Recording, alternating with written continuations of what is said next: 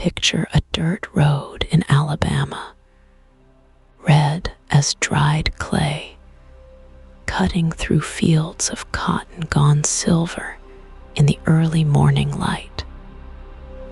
Before we go any further into this story, if you want a brand new American mystery every single night, subscribe. One tap and a new story is waiting for you every evening. The road leads into Macon County. The year is 1932. The air smells like wood smoke and red earth, and the faint sweetness of pine sap warming in the sun. Men are walking that road in worn boots, their hats pulled low, heading toward a white government truck parked at the edge of a field. They are sharecroppers. They are poor, and they have been told that help has finally come. That is where this story begins.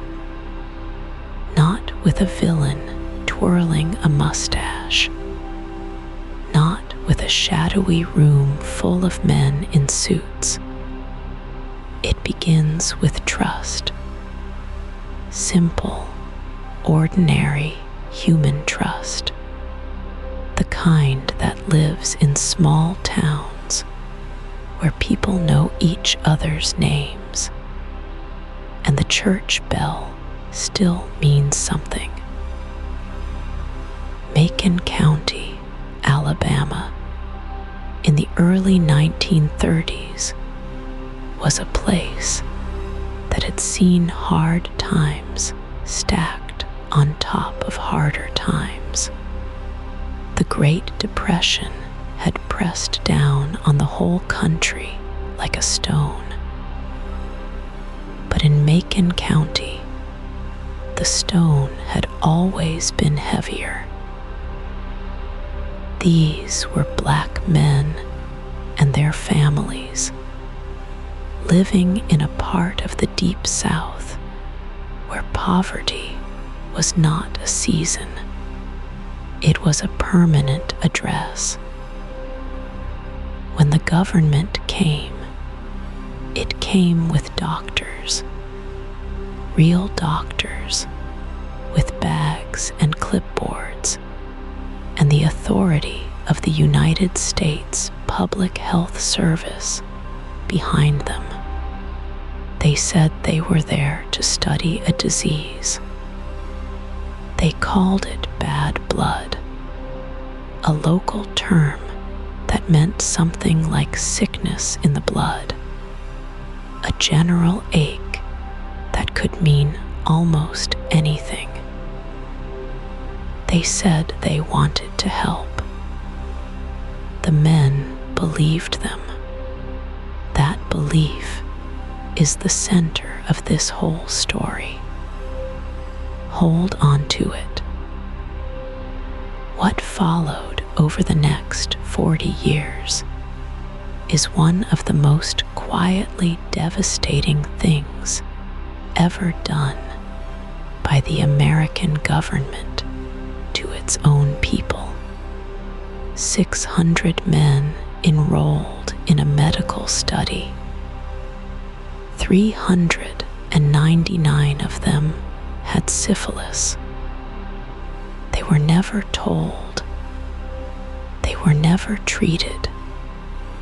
They were watched and measured and followed.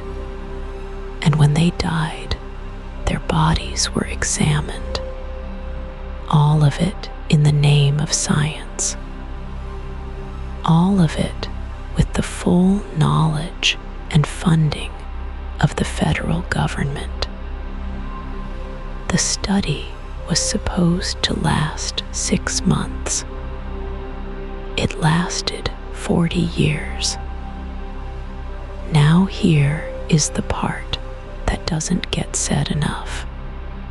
By 1947, was a cure. Penicillin, cheap, available, and effective. The men in Macon County were never given it. The doctors knew it existed. They chose not to use it. They kept watching instead. That is not a conspiracy theory. That is the documented record. And yet the story is stranger and darker and more layered than even that. Because when the study finally ended in 1972, after a whistleblower leaked it to the press, the government called it over. They said it was done. They offered a settlement. They said sorry, more or less, in the careful language that governments use when they've been caught. But some of the researchers kept working. Some of the files stayed sealed. Some of the men who were supposed to be free of the study found themselves still being watched, still being tracked, still tangled in a web that the government said no longer existed. That is the mystery at the heart of this episode. Not just what happened in Macon County from 1932 to 1972, but what happened after. What was buried, what was kept, and why a study that officially ended left behind so many open wounds that never fully closed. There is a nurse named Eunice Rivers who kept records for 30 years and never broke. There is a letter written in 1965 that should have stopped everything and didn't. There is a generation of Black Americans who watched this story unfold and made a decision about doctors and needles and government health programs that echoes all the way to the present day. This is not a ghost story. There are no monsters in the dark woods here. But there is something haunting about Macon County all the same. Something that lingers in the red dirt roads and the old church pews and the names carved into headstones in small rural cemeteries. Those men trusted the government. They walked down that road in their worn boots, and they believed that help had come. That trust is what makes this story so hard to put down and so hard to forget.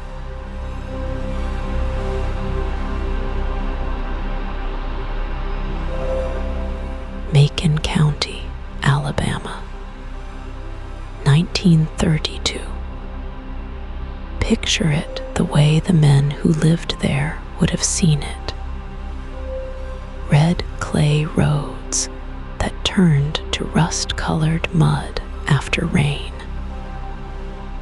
Pine trees so tall and straight they looked like they were holding up the sky. Fields of cotton stretching out flat and white in every direction, bright as fresh snow in the August heat. The The air smelled of pine sap and turned earth, and the particular sweetness of a southern summer that never quite cools down, even after the sun drops. Tuskegee was the county seat, a small town. Quiet streets lined with low wooden buildings, a few brick storefronts, a courthouse with peeling white paint. Mule-drawn wagons still moved through those streets alongside the occasional automobile. Men wore overalls and wide-brimmed hats to keep the sun off. Women hung laundry on lines strung between porch posts. Children ran barefoot through yards of red dirt. This was the Deep South during the Great Depression. Money was almost gone everywhere. But in Macon County, money had never really been there to begin with. The men who farmed this land were black sharecroppers, most of them. They worked fields they didn't own, paid rent they could barely cover, and kept whatever was left, which was rarely much. A good year meant enough to eat. A bad year meant choosing between food and medicine. Medicine, for most of these men, was not something you went looking for. There were no hospitals nearby that would take them. The closest clinics were far, and the roads were bad, and the cost was something most families couldn't imagine.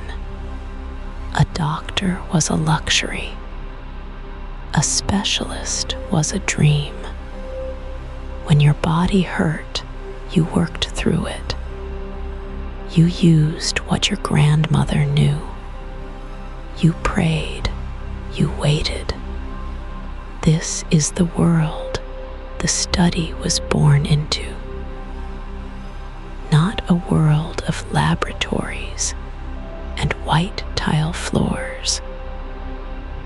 A world of kerosene lamps and hand-pumped wells.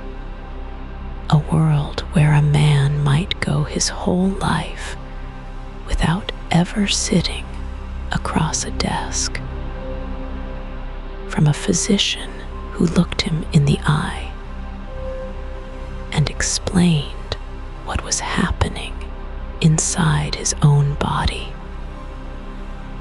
The men who were recruited into the study were told something simple.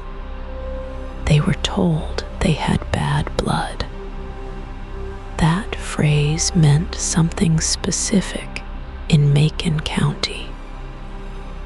Bad blood was a local term, a catch-all that covered a wide range of ailments. Fatigue, aching joints, stomach trouble, a general feeling that something inside you wasn't working right. People used it the way you might say you were run down or worn out. It wasn't a diagnosis. It was a description of how hard life felt when your body started giving out. The government doctors used that phrase on purpose. They told the men they had bad blood and that the government wanted to help treat it. Free treatment, free meals on examination days, free rides to the clinic in a government car, free burial insurance, which mattered enormously to men who worried about leaving their families with nothing, not even enough to put them in the ground with dignity. For men living the way these men lived, that offer was almost impossible to turn down. It wasn't greed. It wasn't foolishness. It was the simple math of survival. A free meal was a free meal. A ride to the doctor was something most of them had never had. The government coming to help felt, in that moment, like something close to a miracle. What the men were not told was that they had syphilis. Not bad blood. Syphilis. A specific disease. A serious one. A treatable one eventually. But the doctors never used that word. They never explained what they were actually studying. They never told these men that the point of the study was to watch what syphilis did to the human body when left completely alone. The men signed up believing they were patients. They were actually subjects. There is a difference, and that difference is everything. The Tuskegee Institute sat just a few miles away. It was one of the most respected Black educational institutions in the country, founded by Booker T. Washington himself. Its presence gave the study a kind of borrowed dignity. If the government was working with Tuskegee, some men reasoned it must be legitimate. It must be good. The red clay roads, the cotton fields, the kerosene light, the quiet trust of men who had been given so few reasons to trust anyone, and who chose, in that moment, to believe that someone had finally come to help them. That trust was the first thing the study needed, and it was the first thing the study took.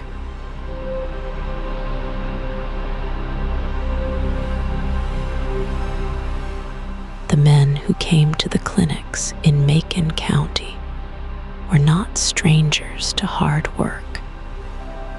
They rose before the sun. They walked miles of red dirt road to reach fields that weren't theirs. They picked cotton and cut timber and came home with hands so rough they could strike a match on their palms. These were sharecroppers, mostly. Men who rented the land they worked and gave most of what they grew back to the man who owned it. They had very little, but they had their dignity, and they carried it the way you carry something precious, carefully, always aware of its weight. Their names were Caleb and Willie and James and Lester. They had wives who made biscuits from scratch and children who ran barefoot through the summer dust.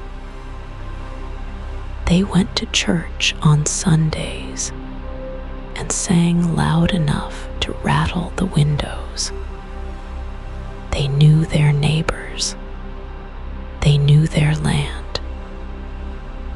They knew the particular way the Alabama sky turned orange and purple at the end of a long day. The color spreading slow and wide, like something spilled across the horizon. What they didn't know was medicine. Not real medicine. Not the kind that came with a doctor and a clean white room and someone who looked you in the eye. That kind of medicine was not for them. Not in Macon County. Not in 1932.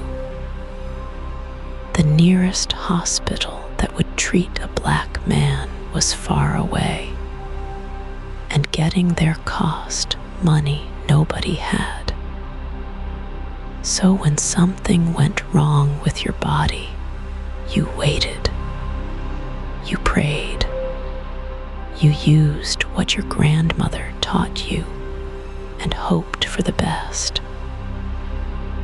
There was a word going around the county for a certain kind of sickness. People called it bad blood. That phrase carried a lot of meaning down south. It wasn't just one disease. Bad blood could mean syphilis. It could mean anemia. It could mean fatigue or weakness, or just the general wearing down that comes from a life of too much labor and too little food. The term was loose on purpose. It covered everything and nothing at the same time. If a man felt tired all the time, if his joints ached, if something inside him felt wrong in a way he couldn't name, someone would nod and say it quietly. Bad blood. Syphilis itself was not rare in Macon County. Studies done in the late 1920s found that a large portion of the black population in the area carried the disease. That wasn't because these men were careless or reckless. It was because they had no access to treatment. No doctors came to their doors. No clinics opened for them. The disease moved through communities the way water moves through dry ground quietly, finding every crack, spreading without anyone seeing it happen. One man you should know is Freddie Lee Tyson. He was a farmer in his 40s, a quiet man with a wide face and a slow smile. He had a daughter named Ruth who liked to braid her hair with ribbon. Freddie's back had been hurting for months. His legs felt heavy. He figured it was the work. He figured it was age. He didn't figure it was anything a doctor could fix, because a doctor had never fixed anything for him before. There was also Charlie Pollard. He was younger, sharper-eyed, the kind of man who remembered everything he was told.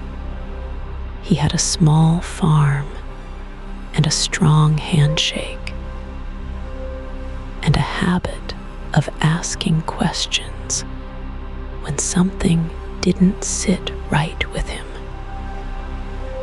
Charlie would survive long enough to tell his story to the world, but that comes later. These men shared something beyond their county and their work. They shared a particular relationship with authority. They had learned over long years to be careful around white men with power. They had seen what happened when you weren't. So when someone official came to town and offered something for free, they listened. They were polite. They nodded. But somewhere behind their eyes, something watchful stayed awake. That watchfulness was earned. It came from history. It came from memory passed down through families like a quiet warning. Be careful. Pay attention. Not everything offered freely is free. But 1932 was also a year of real hunger. The Depression had settled over the South like a gray wool blanket, heavy and suffocating. Men who had very little now had almost nothing. And when a man is hungry enough, and tired enough, and sick enough, the watchful part of him gets quieter. Not gone, just quieter. That's the moment the doctors chose to arrive, when the ground was soft, when the people were tired, when the word free meant more than it ever had before.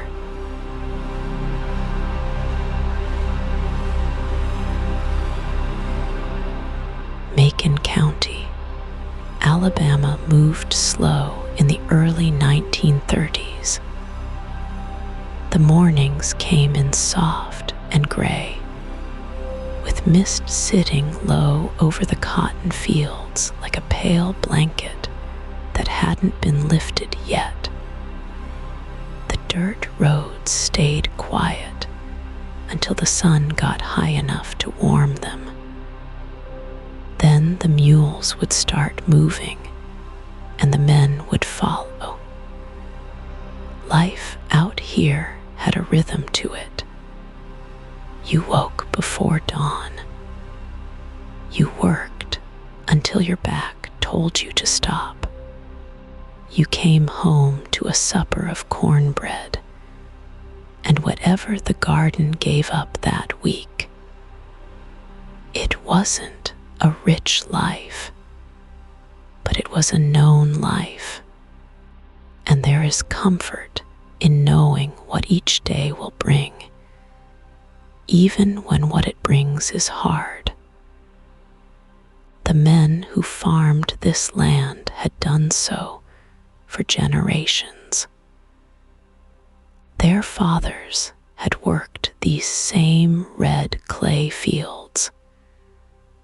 Their grandfathers had too, though under very different and very dark conditions. By 1932, most of these men were sharecroppers. They didn't own the land beneath their boots. They worked it for a share of what it made, and that share was rarely enough. The Great Depression had made everything worse. Cotton prices had dropped so low that some families earned almost nothing for a full season's work.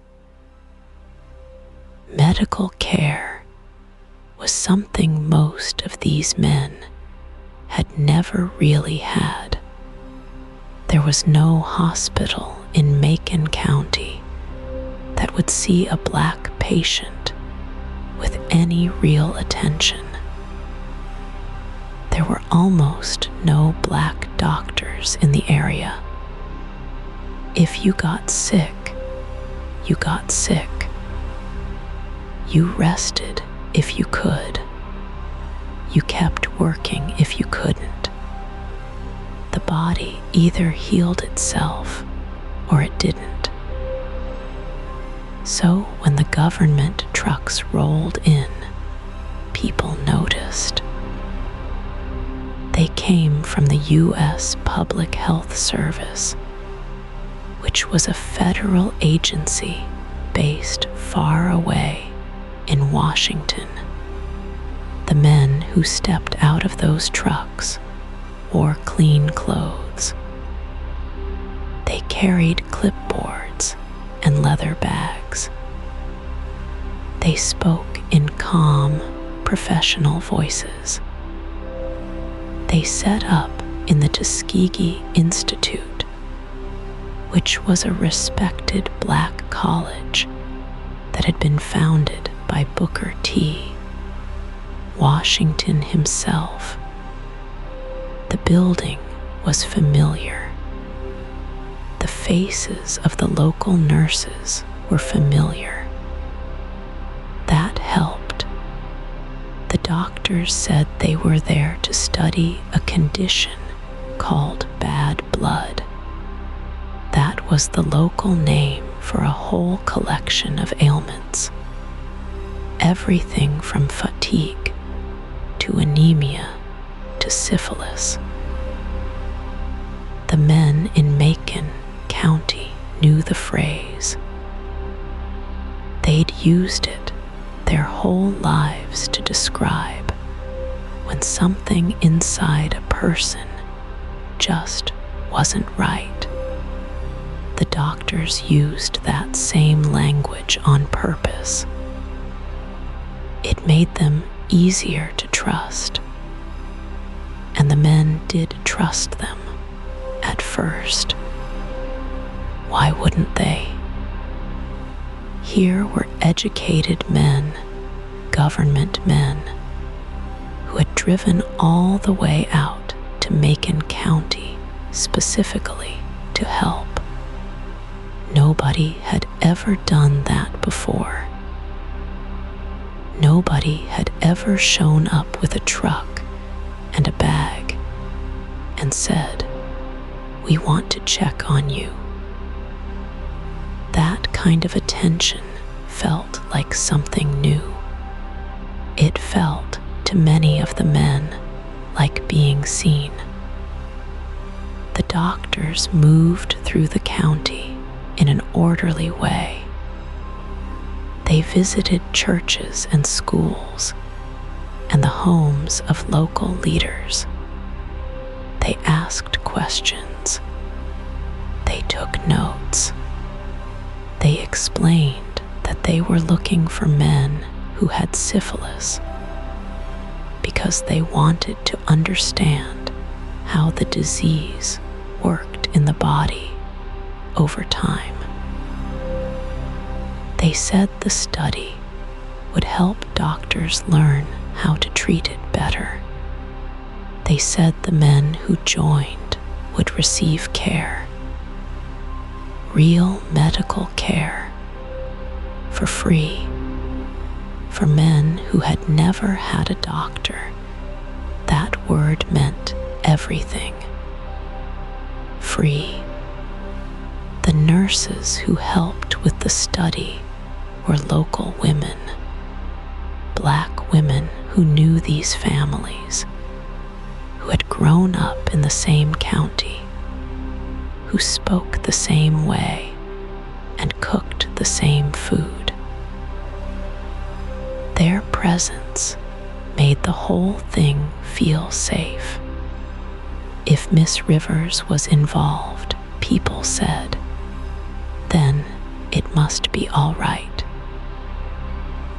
Eunice Rivers was a trained nurse who had worked in Macon County for years. She was known and loved. Her face at the door of a farmhouse meant something good was coming. The enrollment process was gentle and slow. A man would come in. He'd sit down. Someone would take his blood pressure, look him over, ask about his health. It felt like being cared for. The exam rooms smelled like antiseptic and clean cotton. The light came through tall windows in long, pale bars. The clipboards made soft, scratching sounds as the doctors wrote things down. It all looked, from the outside, like medicine. It had the shape of medicine. The tools, the uniforms, the language, the careful attention to each man's name and age and history. But the shape of a thing and the truth of a thing are not always the same.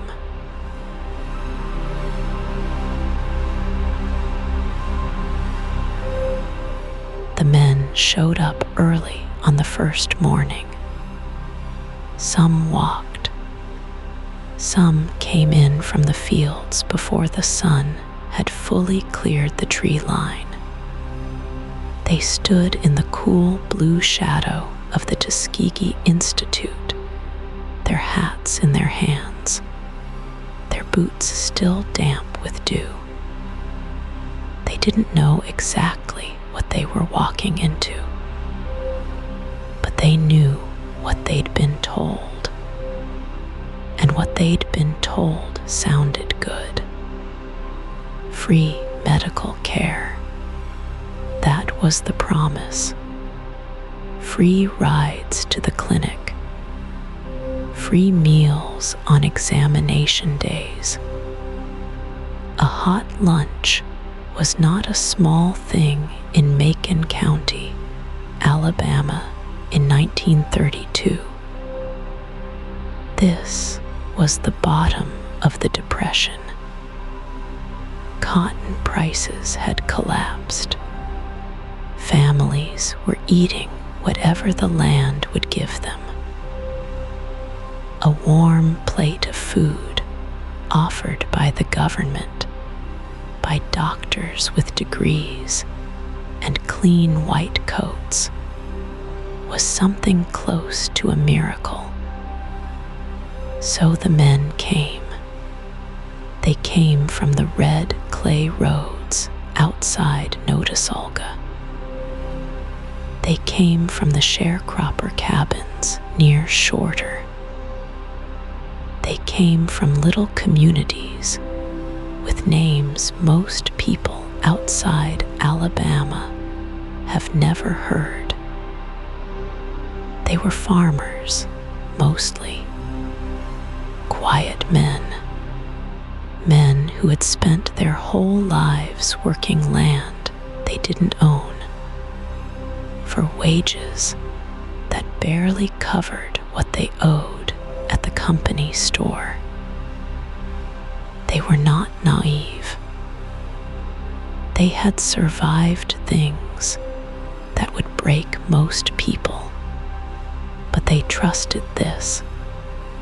They trusted it because Eunice Rivers told them to.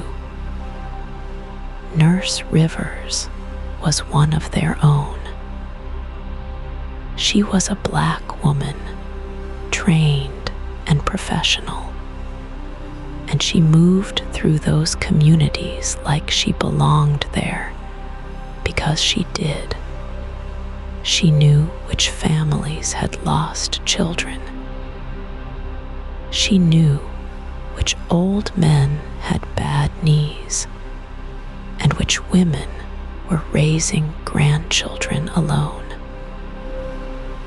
When she knocked on a door and said the government doctors wanted to help, people believed her. She believed it too at first. That matters. She wasn't lying to them. She was just repeating what she had been told. The doctors called it a study of bad blood. That phrase meant something specific in the rural South. It was a catch-all term for a whole range of ailments: fatigue, anemia, syphilis, things that moved through a body slow and quiet. When the men heard bad blood, they understood it as a general sickness, something that could be treated, something the doctors were there to fix. Nobody told them the study was not about treatment. Nobody said the word experiment. Nobody explained that some of the men had syphilis and some didn't, and that the whole point was to watch what happened when syphilis went untreated in black men over time. That was the study. Not healing, watching. The free meals kept coming. The free rides kept coming. Nurse Rivers kept coming, warm and familiar, her voice steady and kind. And the men kept showing up year after year, because nothing in their experience told them to stop. The government was paying attention to them. That was rare. That felt like something. There was a small detail that some of the men noticed, though they didn't know what to make of it at the time. On certain examination days, the doctors would give them a treatment, a pink pill or a tonic, or sometimes an injection. The men assumed this was medicine. They assumed it was helping. Some of them felt better after, or thought they did. The body is good at believing what it wants to believe. But some of the treatments were placebos, sugar water, vitamins, things that looked like medicine and did nothing. And some of the other treatments, the ones that were real, were not strong enough to cure anything. They were just strong enough to make the men feel like they were being cared for. That was the point. Keep them coming back. Keep them trusting. Keep the study running. One man, an older farmer from outside Tuskegee, told his wife after one of those early visits that the doctors were the most polite white men he had ever met. He said they shook his hand. He said they looked him in the eye. He said he felt, for the first time in a long time, like somebody was paying attention. His wife packed him a clean shirt for every visit after that. She wanted him to look right when the doctors saw him. She wanted them to know he was a man who took care of himself, a man worth taking care of. She didn't know what the doctors were actually writing in their notebooks. She didn't know what they were watching for. She didn't know that the kindness her husband described was the most dangerous part of all.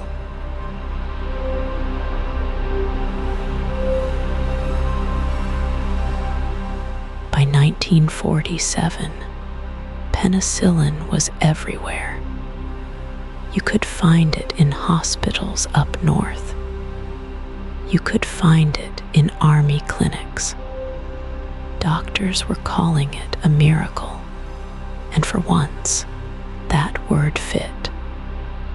Syphilis, the old shadow disease, the one that had haunted poor communities for generations, was suddenly beatable.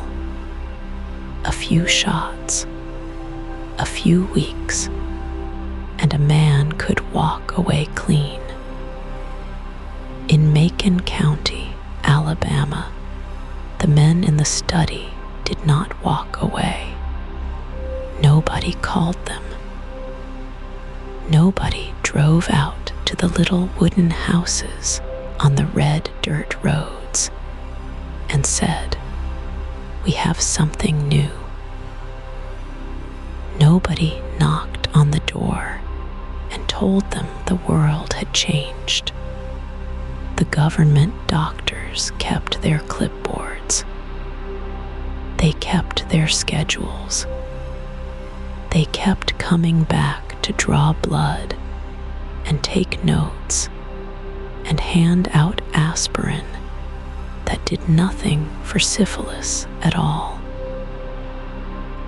And the people in the county noticed things. Not everything, not the whole shape of it, but pieces. There was talk at the general store on the edge of Notasulga. Old men leaning on the wooden counter, voices low, the smell of sawdust and motor oil hanging in the air. One man would say his neighbor had been in the study for years and wasn't getting better. Another man would nod and say the same about his cousin. They didn't know what the study was exactly. They knew the government men came. They knew there were free meals. They knew something was being watched. What they didn't know was what was being withheld. At the church steps on Sunday mornings, women traded different pieces of the same puzzle. One woman's husband had been told he had bad blood. Another woman's brother had been told the same thing years before in a different county. Bad blood was the old phrase. It meant something was wrong inside you, something moving slow through the body like a dark current under still water. People feared it the way they feared drought.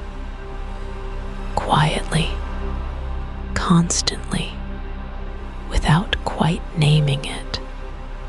Some of the older folks in the county had their own ideas about what bad blood really was. They said it came from hardship, from years of poor food and cold winters, and working land that never quite gave back what it took. They said it was something the body carried when the body had been pushed too hard for too long. They weren't entirely wrong. They just didn't have the clinical word for it. And the clinical word, by 1947, had a cure.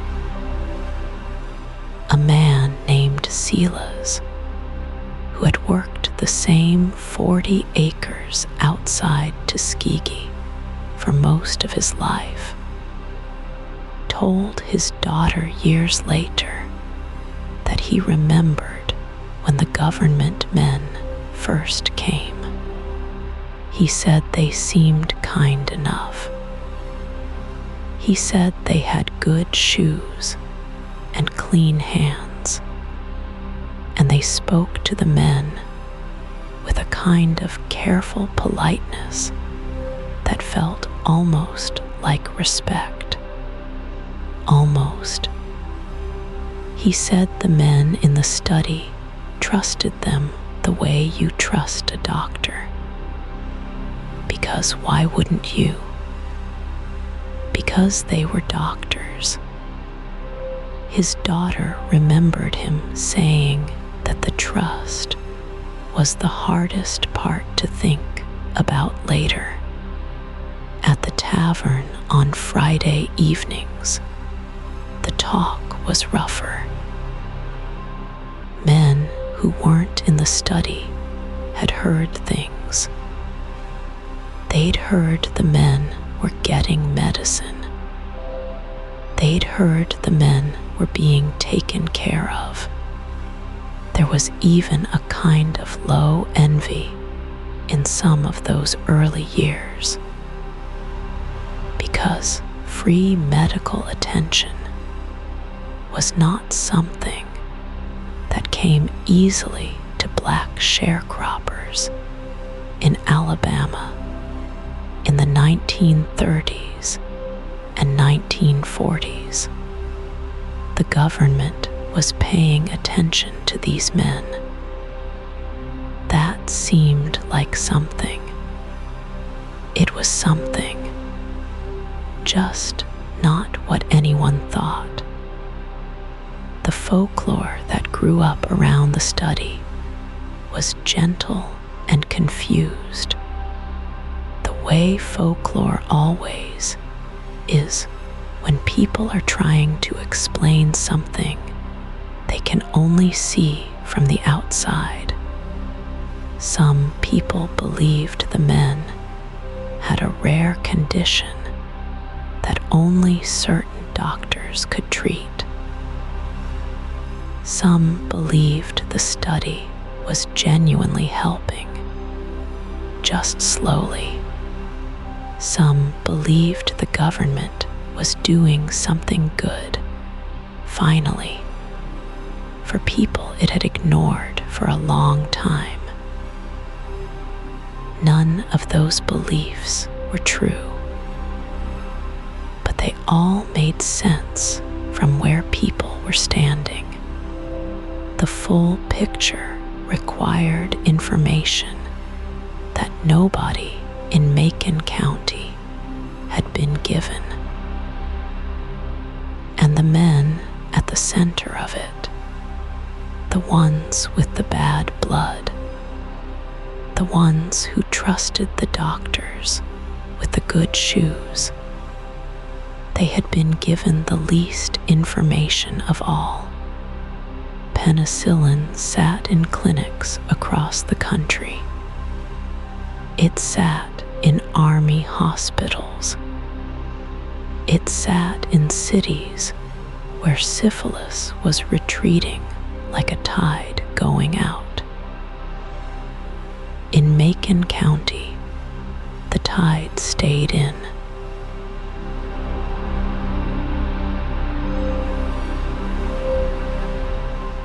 1947. That year, the United States government made penicillin widely available to the American public. Doctors across the country got the word. Hospitals stocked the drug. Soldiers coming home from the war got treated. Syphilis, a disease that had haunted human beings for centuries, finally had a clean and simple answer. One shot, sometimes two, and the infection cleared. In Macon County, Alabama, the men in the study got nothing. The doctors knew about penicillin. Of course they did. They were federal doctors, government doctors, men who read the journals and attended the conferences and understood exactly what this drug could do. They knew that the men they were watching, the men they had been watching since 1932, could be cured. They knew it the same way you know the sun rises in the east. It was not a question. It was not a debate. And they chose to keep watching anyway. To understand why that choice was even possible, you have to go back further, much further. You have to understand what this land was and what it had always been. Macon County sits in the Black Belt of Alabama. That name comes from the soil. Rich, dark earth, almost black in color, dense and heavy, and fertile as anything on this continent. The kind of soil that grows cotton like a dream. Early settlers saw that soil and understood immediately what it meant. Wealth, power, a future built on the backs of people who were not free. Before those settlers arrived, the Creek Nation lived on this land. They called it home for generations beyond counting. The land held their dead. It held their stories. It held the memory of a world that moved with the seasons, that understood the river and the pine forest and the red clay hills as living things. The Creek people farmed this soil, hunted through these woods, and built a civilization here long before anyone with a clipboard ever showed up. Then came removal. The 1830s. The federal government pushed the Creek people west along routes that cost thousands of lives. The land was cleared. The cotton came. And with the cotton came enslaved people, brought in chains to work soil that had already been taken from someone else. That is the ground beneath Macon County. That is what the earth remembers. By the time the study began in 1932, the county was more than 80% black. Most of those families were the descendants of enslaved people who had worked this same land, generation after generation. They had survived slavery. They had survived Reconstruction and the violence that followed it. They had survived Jim Crow and the daily weight of a system designed to keep them poor and powerless and invisible. They had learned across all those generations that survival often meant accepting what the powerful offered, because the powerful controlled everything: the food, the work, the medicine, the law. So when federal doctors arrived in 1932 with their clipboards and their promises of free care, the men of Macon County said yes. They said yes because they had always had to say yes, because no had consequences, because trust, even fragile trust, was sometimes the only currency available.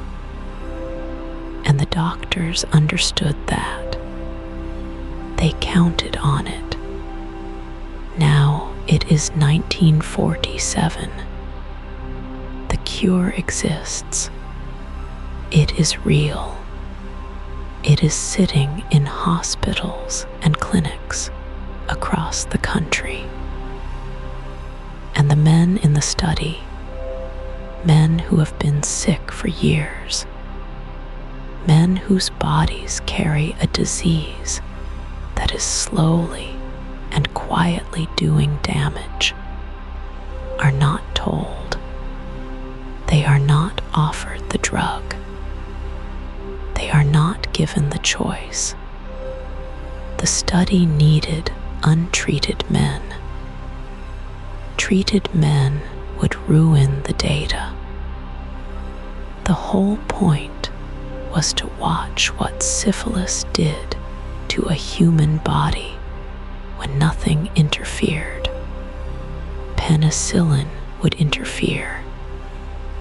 So penicillin was withheld. Think about the weight of that decision. Someone sat down. Someone looked at the numbers. Someone said, in effect, that the data mattered more than the men, that the study mattered more than the lives inside it. That decision did not happen in a vacuum. It happened on land that had already seen centuries of exactly that kind of calculation. Land where human beings had been treated as resources before. Land where the powerful had always found reasons why some lives were worth less than others. The Creek people knew this land as sacred. The enslaved people who came after them knew it as the place where they had no choice. And now, in 1947, the men of Macon County were learning the same lesson their ancestors had learned. The land holds memory, and the memory here was long.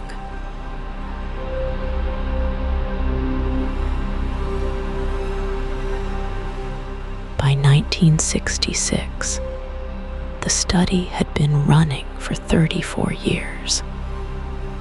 34 years of quiet drives out to Macon County. 34 years of blood draws and spinal taps and careful notes in manila folders. 34 years of men who trusted the government because the government wore white coats and brought them lunch. And almost nobody outside that circle knew a thing about it. The men in the study didn't know the full truth. Their families didn't know. The people of Tuskegee went about their lives, planting, harvesting, working, praying, while something slow and invisible moved through their community like water through limestone. Quiet, patient, unseen. That's what silence looks like when it has been tended carefully. There were records, of course. There are always records. The government kept meticulous notes on every man, his name, his age, the stage of his disease, what his blood looked like under a microscope. The records were stored, filed, organized. They existed in the language of science, which meant they could sit in a drawer for decades, and nobody would think to question them. Science has a way of making the unbearable look routine. But in 1966, a young man named Peter Buxtun was working for the Public Health Service in San Francisco.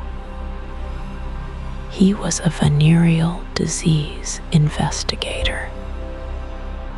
His job was to track disease, interview patients, understand how illness moved through communities. He was good at it. He was also the kind of person who asked questions that made his supervisors uncomfortable. He had heard about the Tuskegee study, just pieces at first, fragments, the way you hear about something when people mention it in hallways and then go quiet when they notice you listening. So he started looking. What he found was not hidden exactly. That was the strange part. The study had been written about in medical journals. The findings had been published.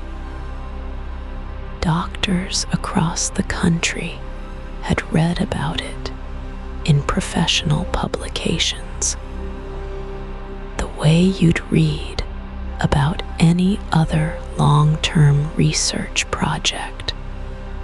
The information was out there, sitting in plain sight, dressed up in clinical language that made it easy to read past the horror of it. Buxtun read past the language. He looked at what was actually happening. Men with syphilis, no treatment, decades of observation, active steps taken to make sure they didn't receive care. The study wasn't just watching the disease progress. It was protecting the disease's ability to progress. That was the point. That was the whole design. He wrote a letter to his superiors in 1966. He laid out his concerns clearly and carefully. He said the study raised serious, ethical questions. He said the men were being denied treatment that could help them. He said the whole thing needed to be reviewed. The response he got back was polite. It was measured. It said the study was being evaluated by a committee. It said his concerns had been noted, and then nothing changed. Macon County kept its silence. The red clay roads out to the study sites stayed rutted and familiar. The men kept showing up for their checkups because they had been showing up for decades, and it was simply what they did now. Some of them were old. Some of them were sick in ways they didn't fully understand. Some of them had already died, and their deaths had been recorded in those careful folders, and the folders had been filed away. The air in Macon County in those years smelled like pine resin and red dust, and the particular sweetness of summer heat pressing down on farmland. It was a beautiful place. It still is. The kind of place where the light goes gold in the late afternoon, and the shadows stretch long across the fields, and you could almost believe the world was simple and good. But something was wrong underneath all that beauty. Something had been wrong for a long time. Buxtun didn't stop. He kept asking. He kept writing. He kept pushing at the edges of a system that had decided the study was acceptable and had no interest in reconsidering that decision. He would spend years doing this. Years of letters and meetings and careful, persistent questions that nobody in authority wanted to answer. The study continued. The men continued to come in for their checkups. The folders continued to fill with data. And the silence over Macon County held the way old silences do, not because nothing was happening, but because the people who knew had decided, each in their own way, that knowing was enough, that watching was enough, that the record being kept was somehow the same thing as the record being told. It wasn't. It never is.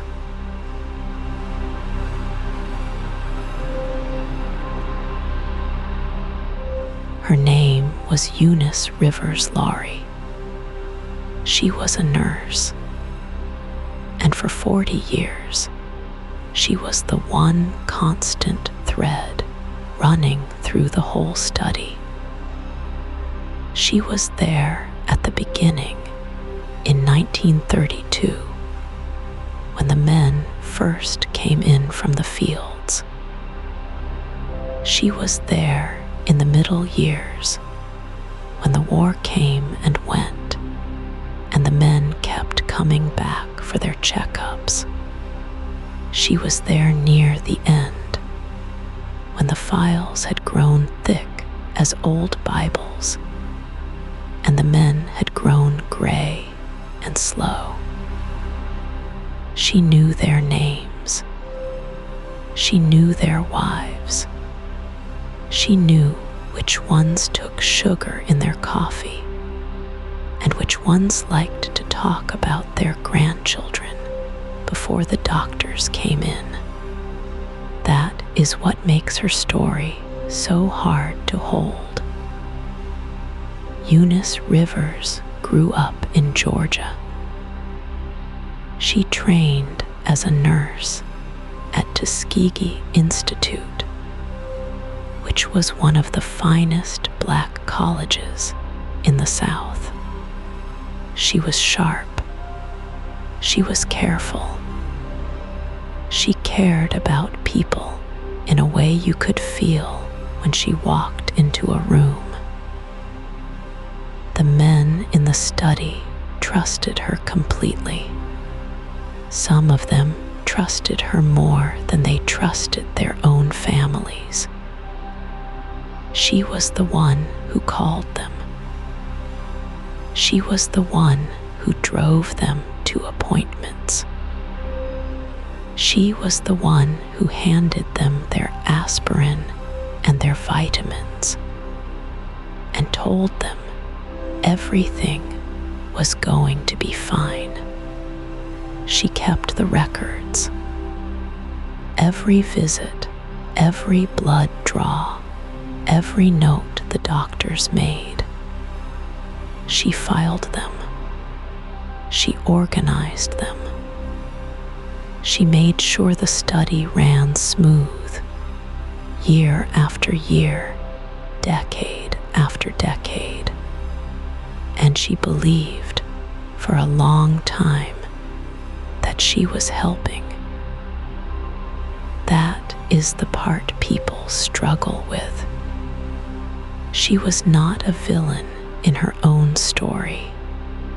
She was a woman who had been told by doctors she respected that the men were receiving care.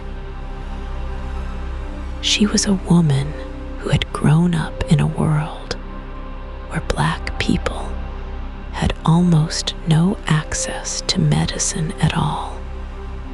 And here was a program run by the federal government that came to Macon County and paid attention to black men. That gave them rides and meals and burial insurance. That said their lives mattered enough to study. She held onto that. For a long time, she held onto it. But the records she kept told a different story. And somewhere inside her, she knew it. In later years, when journalists and researchers started asking questions, Eunice Rivers gave interviews. She sat down and she talked. Her voice was steady. She was not a woman who fell apart easily. But there were moments in those interviews where something shifted behind her eyes, where the careful, composed nurse seemed to be choosing her words very slowly, like she was walking across old ice and testing each step before she put her weight down. She said she had not known the full picture. She said the doctors had not told her everything. She said she had trusted the people above her, the way you trust the people above you when you are a black woman working inside a white institution in the middle of the 20th century. You do not ask certain questions. You do not push certain doors. You do your job and you keep your head down, and you hope the people in charge know what they are doing. She was not wrong to feel that way. That was the world she lived in. But the records she kept were meticulous. Every man, every date, every symptom. 40 years of careful, precise documentation. And those records showed, plain as morning light, that men had been getting sicker. That men had been dying. That the disease had moved through their bodies the way water moves through cracked stone, slow and quiet and unstoppable. She had written it all down, every word of it. There is something almost unbearable about that. A woman who cared deeply, who worked carefully, who kept perfect records of a thing she was not fully allowed to understand. The records existed because of her. The truth survived in part because of her. And the harm continued in part because of her. She carried that weight for the rest of her life.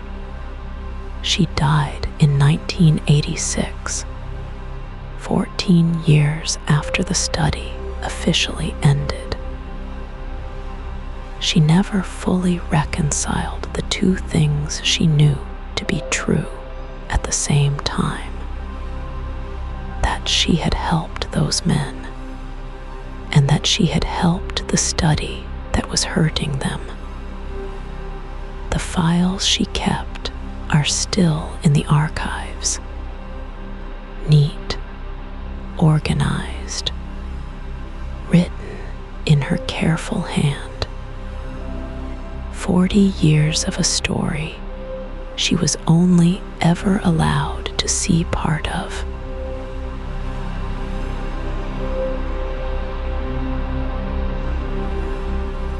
There is a letter sitting in a file somewhere.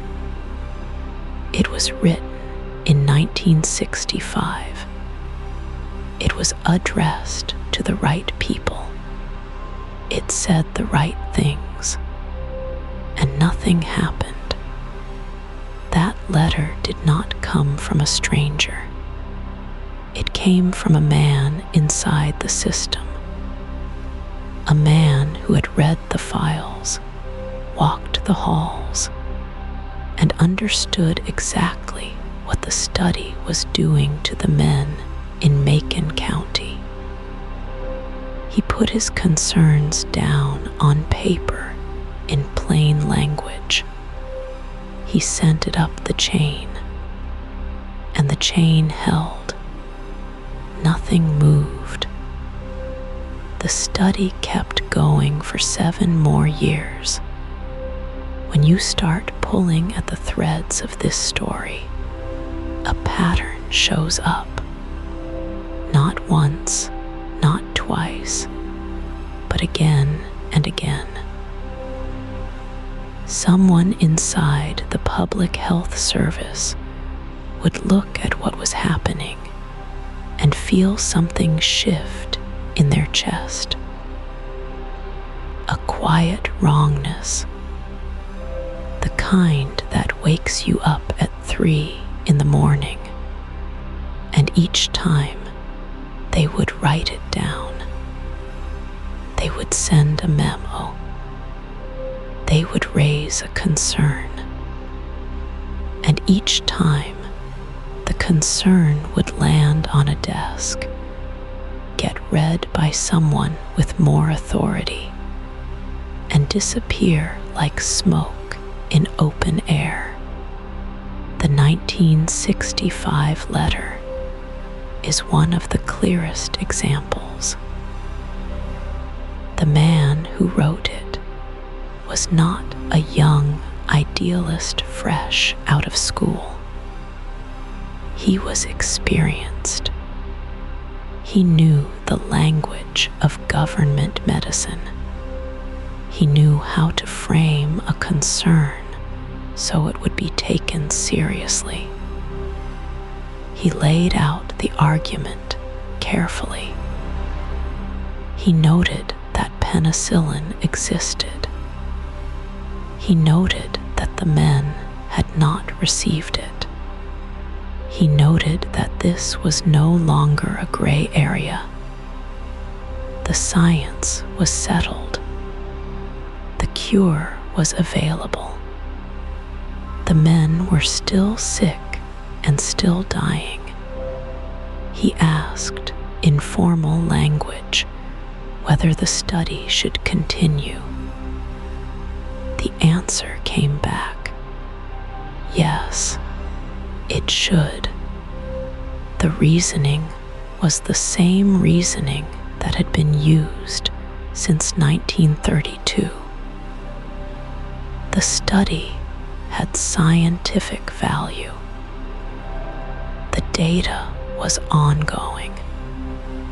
Stopping now would waste what had already been gathered. The men had agreed to participate. The work was important. Every one of those reasons had a hole in it you could drive a truck through. The men had agreed to be examined, not to be denied treatment. The data being gathered was data about suffering that could have been stopped, and the scientific value argument had been wearing thin for years because other researchers had already published findings on untreated syphilis in white populations. The comparison data existed. The justification for continuing was getting harder and harder to hold together. But it held. Because the people with the power to stop it chose not to look too hard at the seams. This is the part of the story that sits heavy, not the original sin of 1932, when the study began in a different era with different assumptions and a different kind of cruelty baked into the institutions of American medicine. That is its own darkness. What sits heavier is 1965 and 1966 and 1967. Each year that passed after that letter was written is its own quiet decision. Someone, somewhere, chose to keep going. The nurse Eunice Rivers had kept the records for decades. She knew these men by name. She had driven them to appointments. She had sat with them when they were sick.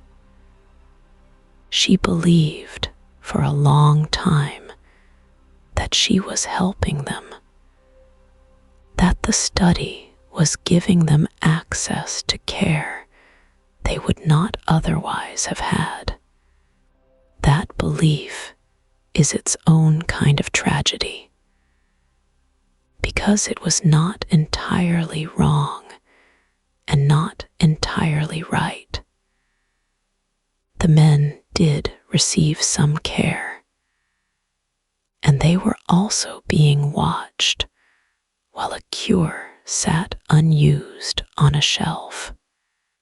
By the mid-1960s, Eunice Rivers had been part of the study for over 30 years. She had watched men age. She had watched some of them die. She had kept detailed records of all of it. Her files were meticulous. Her memory was sharp. And somewhere in that long accumulation of years and names and faces, the picture she was holding must have started to look different than the one she had been given at the start. The letter of 1965 was not the first. There had been questions raised before it. There would be questions raised after it. Each one got absorbed.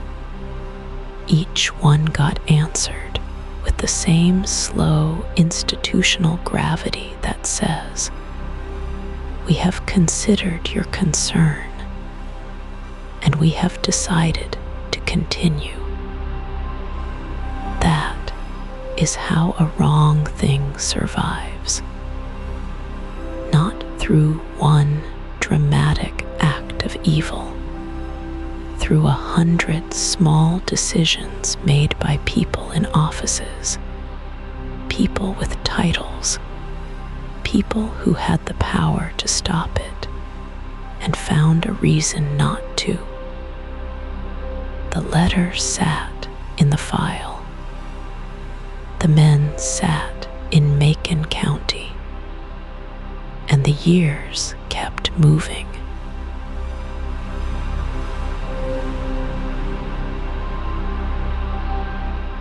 Peter Buxtun was not a famous man.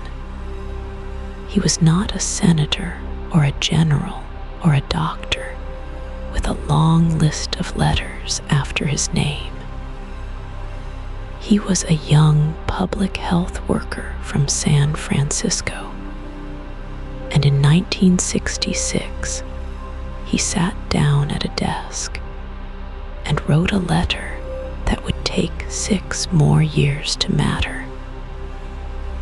That letter was the beginning of something slow and painful, not a sudden crack, more like a stone dropped into still water. The ripples moved outward, but they moved quietly, and for a long time, nobody on shore seemed to notice. Buxtun had come to the public health service through the usual channels. He had training in history and social work. He was not a rebel by nature.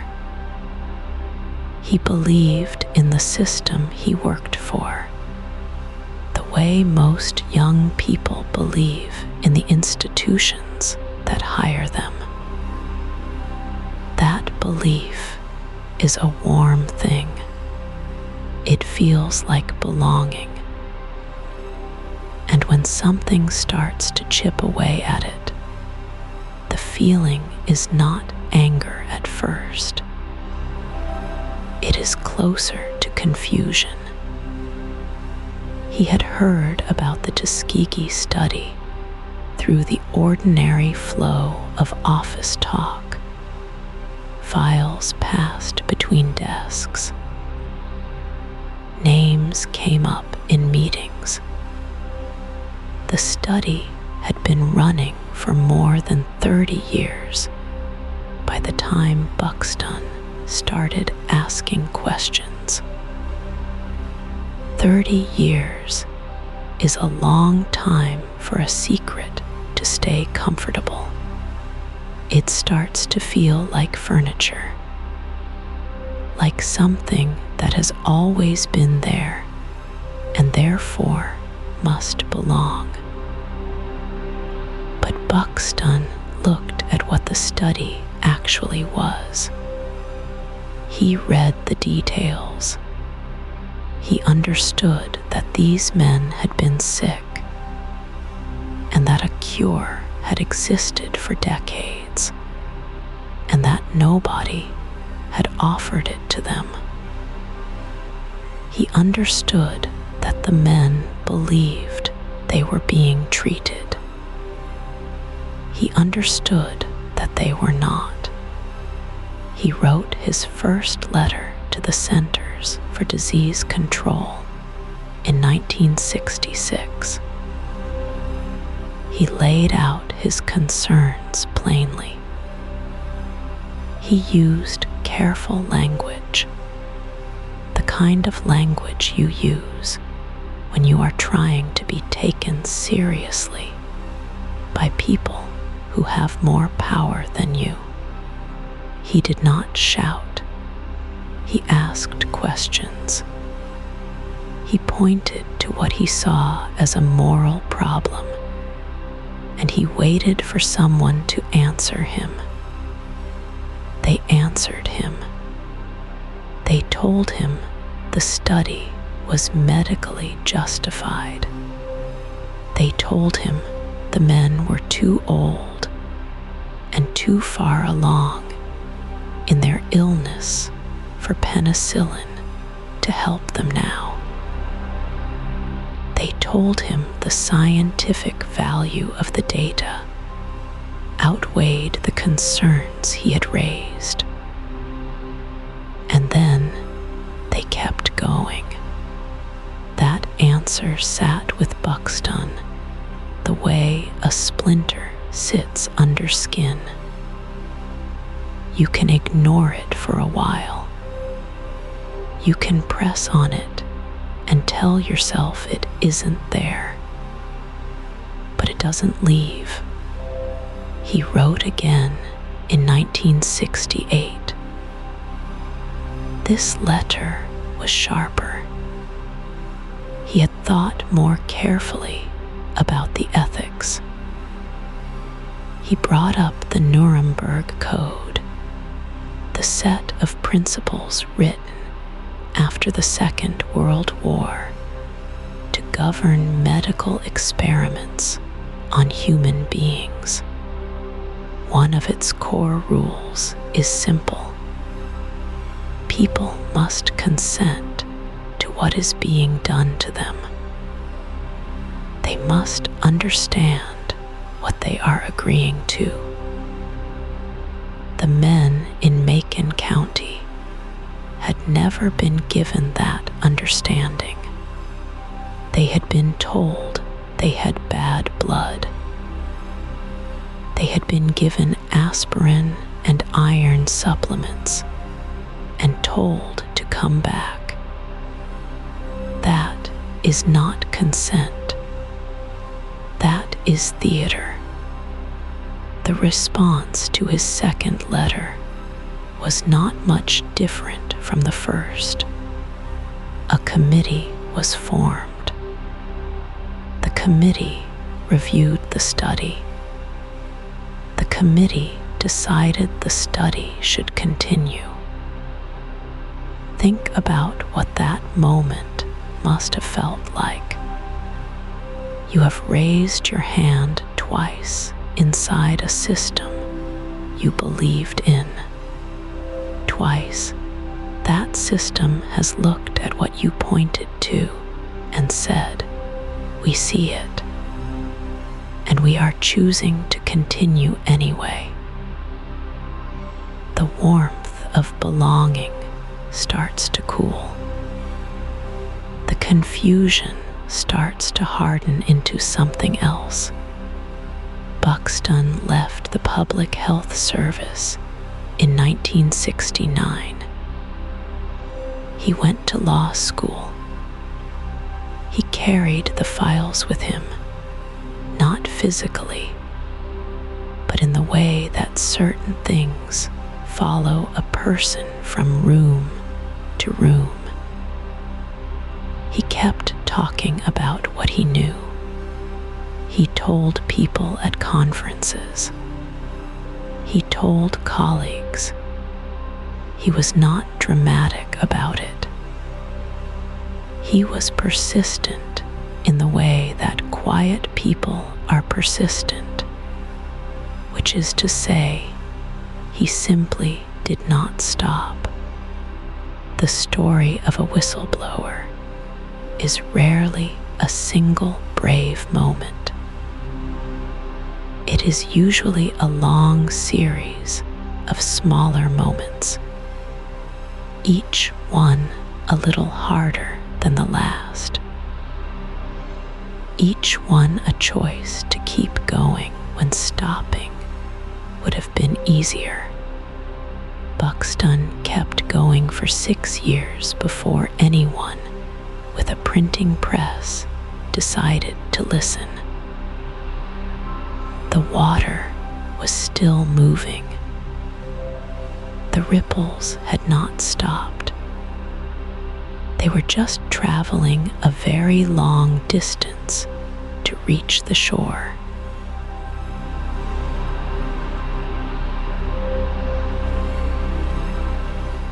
Peter Buxtun was not a famous man. He was not a senator or a general or a doctor with a wall full of diplomas. He was a young investigator working for the Public Health Service in San Francisco. He wore a plain suit. He carried a briefcase. He did his job. In 1966, that job put a file in his hands. The file was about the study in Macon County. It had been running for 34 years by then. Buxtun read through it the way you read through anything at work, carefully, line by line, looking for what mattered. And what he found in those pages stopped him cold. The men in the study were still not being treated. Penicillin had been available for over 20 years. The war had ended. The world had moved on. But these men, these 400 men in Tuskegee, were still being watched and still being left to get sicker. The file said so plainly. Nobody had hidden it. Nobody had tried to disguise what was happening. It was just written down, neat and clean, like a grocery list. Buxtun sat with that for a while. He wrote a letter to his superiors. This was 1966. He laid out his concerns in careful, measured language. He said the study looked ethically wrong. He said it might be illegal. He said the men deserved to be told the truth and given treatment. The letter was polite. It was professional. It was the kind of letter a young man writes when he still believes the system will correct itself if you just point out the problem clearly enough. The response came back. The study would continue. So Buxtun wrote another letter. This one was in 1968. 2 years later, he had thought about it more. He had done more reading. He was more certain now, and the second letter showed it. He used stronger words. He named what he saw more directly. He He said the study resembled the kind of human experimentation that the Nuremberg trials had condemned. That was not a small thing to put in writing. That was a serious charge aimed at serious people inside the same government he worked for. The response came back again. The study would continue. Here is the detail that sits in the mind like a stone in still water. Buxtun kept the file. He made a copy. He held on to it for 4 more years. From 1968 to 1972, he carried the knowledge of what was happening in Macon County. He had tried the proper channels. He had written the letters. He had followed the rules, and the rules had done nothing. The study kept going. The men kept dying. The paperwork kept piling up in a government office somewhere, neat and organized and completely undisturbed. 4 years is a long time to carry something like that.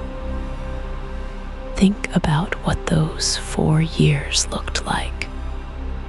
Buxtun left the public health service. He went to law school. He built a different life. But he kept the copy of the file. He didn't throw it away. He didn't let himself forget. He moved through his days, studying, working, living, with that knowledge folded up somewhere inside him, waiting. The impossible detail is not that he blew the whistle. People do that. History is full of people who eventually speak up. The impossible detail is the file itself. When Buxtun finally gave his copy to a reporter named Jean Heller in 1972, the story broke open like a dam. The newspapers ran it. The country reacted. Congress held hearings.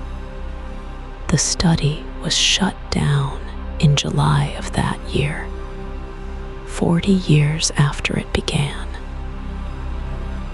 And through all of it, through every hearing and every investigation and every official inquiry that followed, the government's own records confirmed everything Buxtun had said.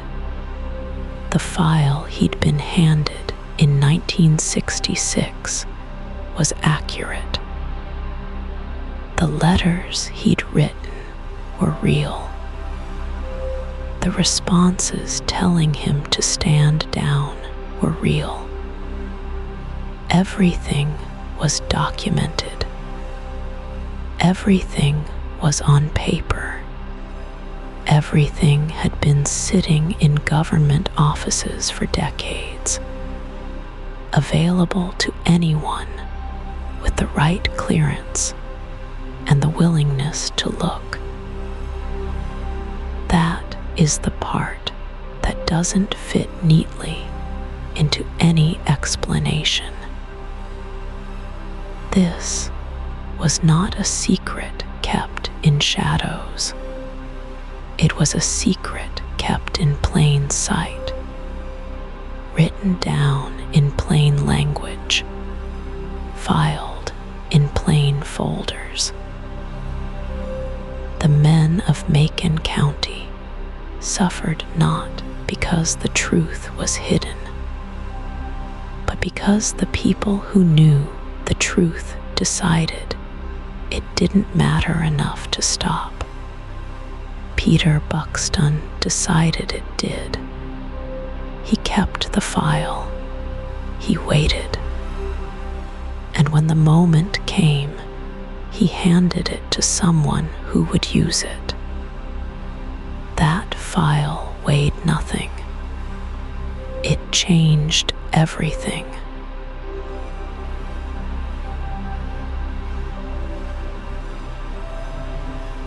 July 25, 1972. That's the date everything changed.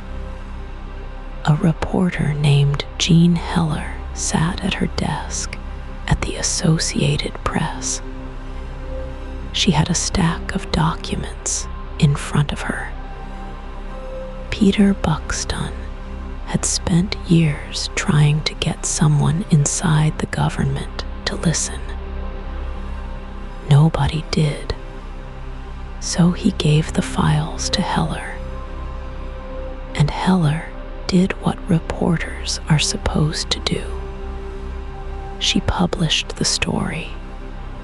The next morning, the headline ran in newspapers from Boston to Los Angeles. Syphilis patients died untreated. The words sat there in black ink on white paper, quiet and devastating. People read them over their morning coffee. They set their cups down.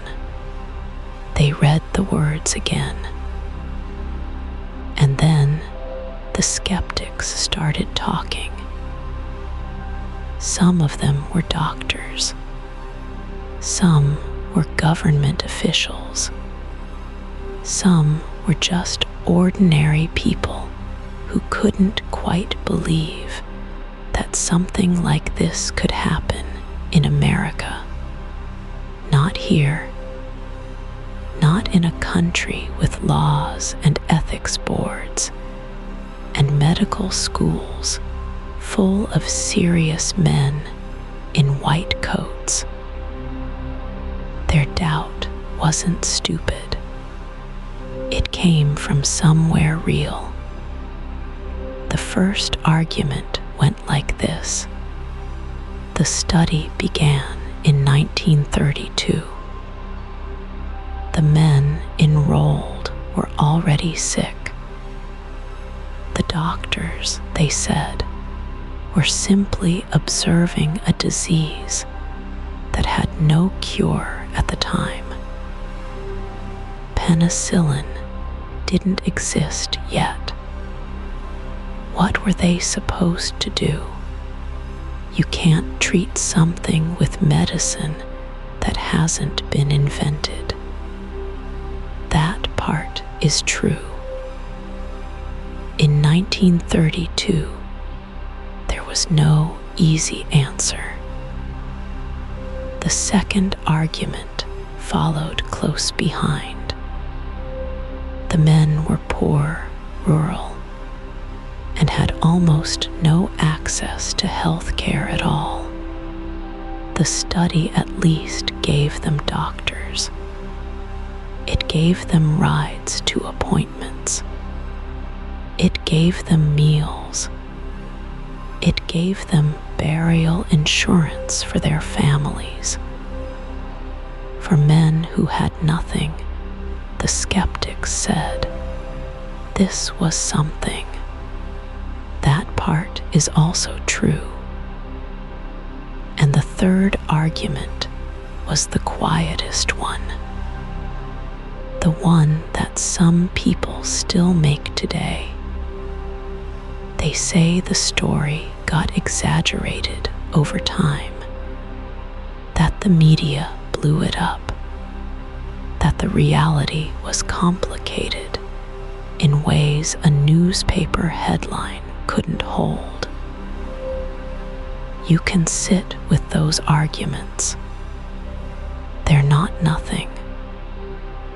But here's what the skeptics can't explain.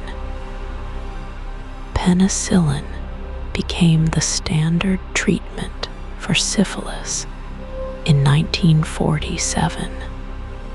That's not a rumor. That's not a matter of debate. The American medical community adopted it widely. Doctors across the country began curing patients who had been suffering for years.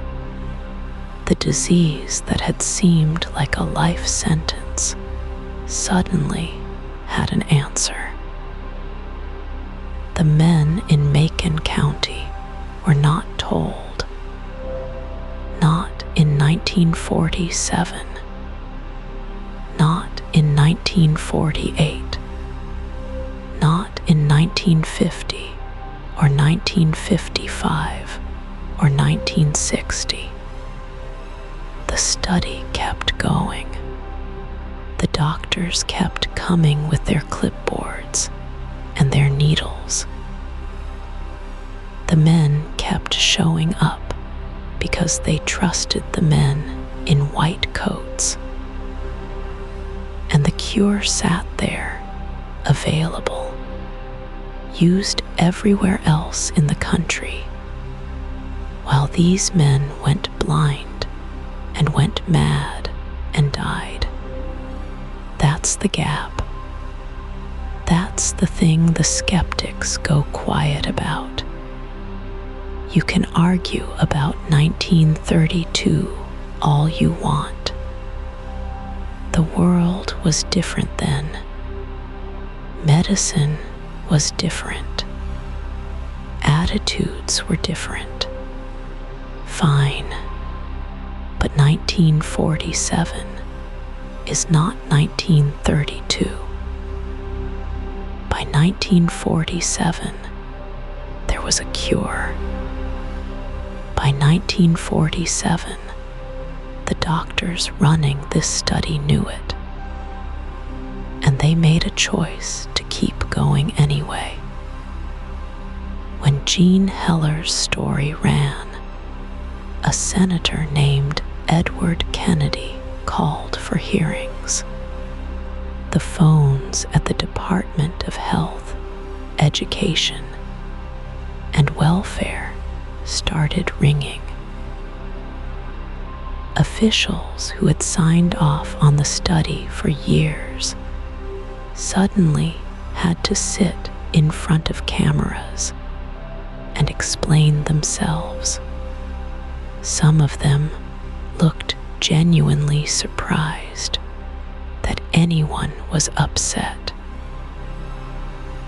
That look, more than anything, told you something about how normal this had all felt to the people inside it.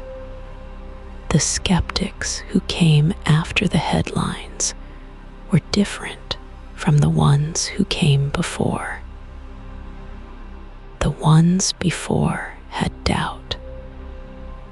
The ones after had something harder to name. Some of them were protecting institutions. Some of them were protecting themselves. Some of them just couldn't stand the weight of what the story meant if it was true. Because if it was true, it meant the government had watched men die on purpose. It meant doctors had taken an oath to do no harm, and had done harm anyway, slowly, over decades, in a small Alabama county where they figured nobody was watching. Jean Heller was watching. Peter Buxtun had been watching for years, and now the whole country was watching. The The study had run for 40 years in the quiet. It took one reporter and one stack of documents to drag it into the light. The light, once it came, didn't go away.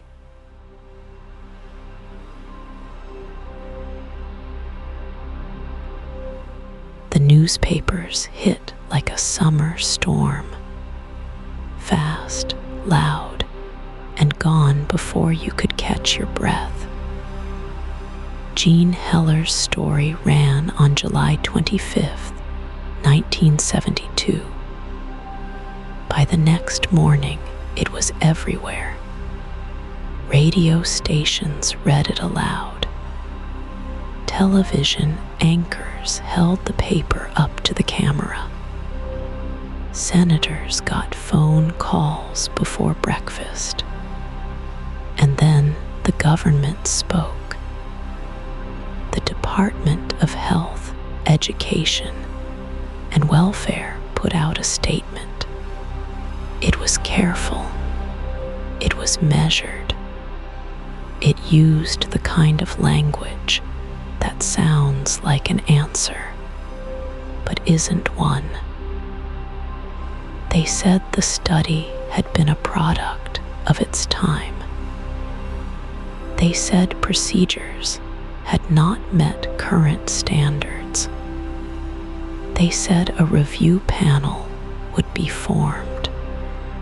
They did not say sorry. Not yet. Not in those first hours. What they said, in the careful language of bureaucrats caught in the light, was that the study had been a mistake. A well-intentioned mistake. A mistake made by serious men doing serious work. The word mistake does a lot of heavy lifting when you need it to. It covers 40 years. It covers 400 men. It covers a cure that sat in a drawer while people suffered. The review panel came together fast. Too fast, some people said. Like a fire crew that shows up after the house is already ash. The panel had 9 members. Some were doctors. Some were lawyers. One was a black minister named Broadus Butler. They met through the fall of 1972. They read the files. They interviewed the researchers. They looked at the numbers. In October, they issued their report. The panel said the study was ethically unjustified. Those were the words they chose. Ethically unjustified. Not criminal. Not cruel. Not a betrayal of the men who had trusted the government with their lives. Ethically unjustified. Like a math problem with the wrong answer. Like a form filled out incorrectly. But here is what the panel also said. They said the study should stop. Immediately. They said the surviving men deserved medical care. Real care. Treatment for the conditions that had gone untreated for decades. They said the government had a responsibility to those men that had not been met. The study officially ended on November 16th, 1972. Senator Edward Kennedy held hearings. He sat at the long table with his sleeves rolled up and his voice steady, and he asked the kind of questions that make officials sweat. He asked why penicillin had never been given. He asked who had signed off on each year of the study. He asked what the men had been told and what they had not been told. The officials who testified spoke carefully. They used passive voice. Things had happened. Decisions had been made. Nobody seemed to be the one who had made them. Dr. John Heller had been director of the venereal disease unit at the Public Health Service for years during the study. He testified. He said the men had been subjects, not patients. He said the goal had been to observe, not to treat. He said this plainly, without shame. The way a man describes a procedure he still believes was correct. That calm was its own kind of answer. Peter Buxtun watched all of this from a distance. He had left the Public Health Service years before. He had tried the proper channels. He had written the letters. He had filed the complaints. He had done everything a person is supposed to do when they see something wrong inside a system. And the system had kept going. It had taken a journalist and a front page to do what 4 years of internal complaints could not. He did not gloat. People who knew him said he seemed tired more than anything. Relieved, maybe, but tired in the way you get when you have been carrying something heavy for a long time, and you finally set it down, and your arms still ache. The men in Macon County heard about the hearings on the radio. Some of them had already heard about the newspaper story. A few had been visited by health workers who told them the study was ending. Some of those men had been in the study for 30 years. Some had buried brothers who were also in the study. Some had sons who had been enrolled after them. They did not cheer. There was nothing to cheer about. What they felt, the ones who spoke about it later, was something closer to recognition. Like a word finally being put to something they had known for a long time. The government had used them. The government had been caught. The government was now explaining itself in rooms full of cameras and microphones. And the men in Macon County were still sick.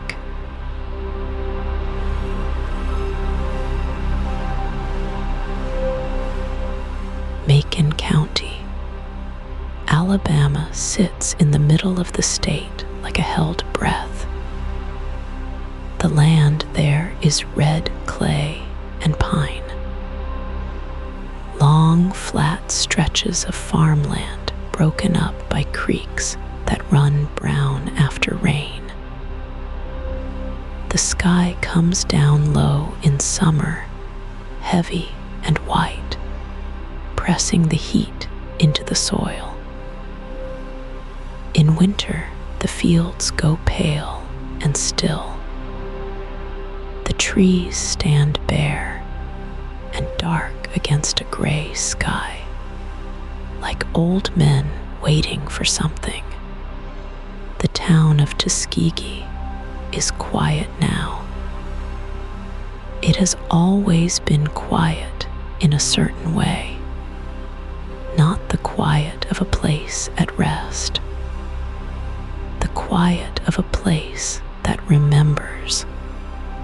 When the government announced the study was over in 1972, the word they used was ended.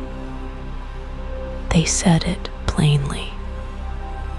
The study has been terminated, like closing a file drawer, like turning off a light. They said it and moved on, and the cameras found other stories to chase. But the land around Macon County did not get that memo. There is a stretch of road outside of town that locals have called different things over the years. Some call it the Clinic Road. Some just call it the Old Road. It runs past the site where one of the mobile examination units used to park. A long white vehicle that came on certain days. Men would line up in the morning light, hats in hand, waiting to be seen by doctors who smiled and said everything was fine. The building near that road was torn down years ago. The foundation is still there, cracked concrete half buried in red earth, with grass growing up through the splits. Kudzu has pulled most of it under. That vine grows over everything in Alabama. It moves slow and patient, covering what people leave behind. But even the kudzu grows strangely there. It mounds up thick and uneven, like it's trying to cover something it can't quite reach. People who grew up near that road say the dogs won't go near the old foundation. Not strays, not hunting dogs, not even dogs that will follow a man anywhere. They stop at a certain point and sit down. They look at the concrete and they do not move forward. Animals sense things we've stopped listening for. There is a creek that runs behind the old Shepherd farm, about 4 miles east of town. The Shepherd family was connected to the study. More than one man from that farm walked into those white tents and walked out changed. The creek used to run straight. Old aerial photographs from the 1940s show it cutting a clean line through the property. Now it bends, a wide, slow curve that wasn't there before. The land shifted somewhere upstream, and the water found a new way around. Water always finds a way around. The pecan trees in that part of the county grow old and enormous. Some of them were already old when the study began in 1932. They were standing when the doctors arrived with their clipboards and their kind voices and their promises of free meals and free burial insurance. Those trees were standing in 1972 when the government said it was over. They are standing now. Pecans don't care about press releases. There is one tree in particular that people mention. It stands at the edge of a property that used to belong to one of the study participants, a man who lived into his 70s, despite everything they did not do for him. The tree is enormous.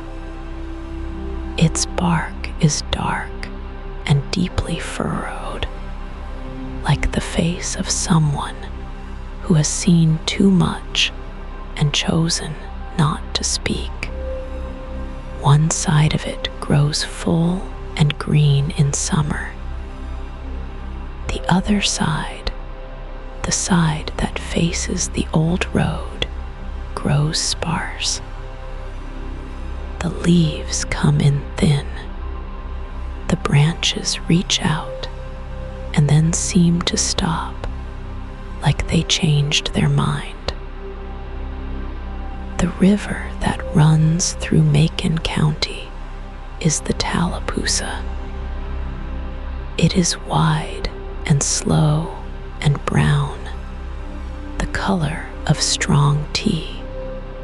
It catches the light in the late afternoon and holds it for a moment before letting it go. Fishermen still work those banks. They sit in the shade and wait, the way men in that county have always waited, patient, quiet, watching the water. They will tell you the fish run different in certain spots, that the water feels different near the old county roads, that there are places along the bank where the reeds grow thick and strange and the birds don't land. Maybe that's just the way land works. Maybe soil holds things the way memory does, slowly, quietly, without asking permission. The government called it an ending. The land never agreed.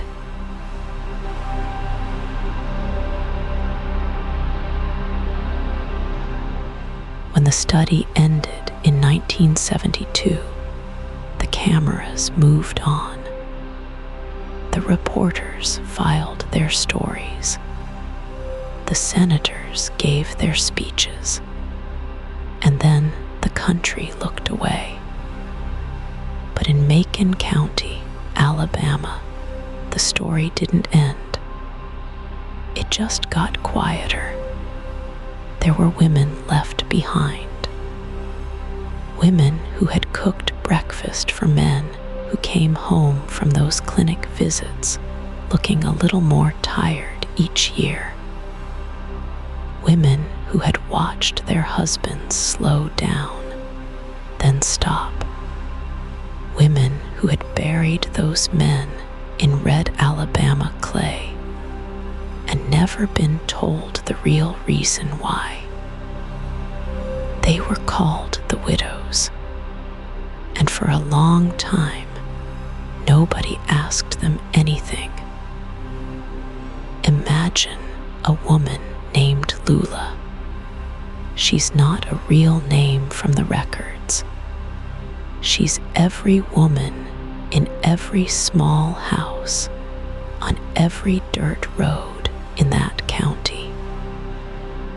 She married young. Her husband got a letter from the government. Free checkups, free meals, a little burial insurance. He went because they were poor, and the government said it would help. He went because you trusted doctors back then. You just did. Lula watched him go. She watched him come back. She watched this happen for years, then decades. And when he got sick, she nursed him. When he died, she grieved him. And she never knew that somewhere in a filing cabinet in Washington, there was a folder with his name on it. A folder that tracked his decline like a science project. That is not a story from Tuskegee alone. That is a story from all across America.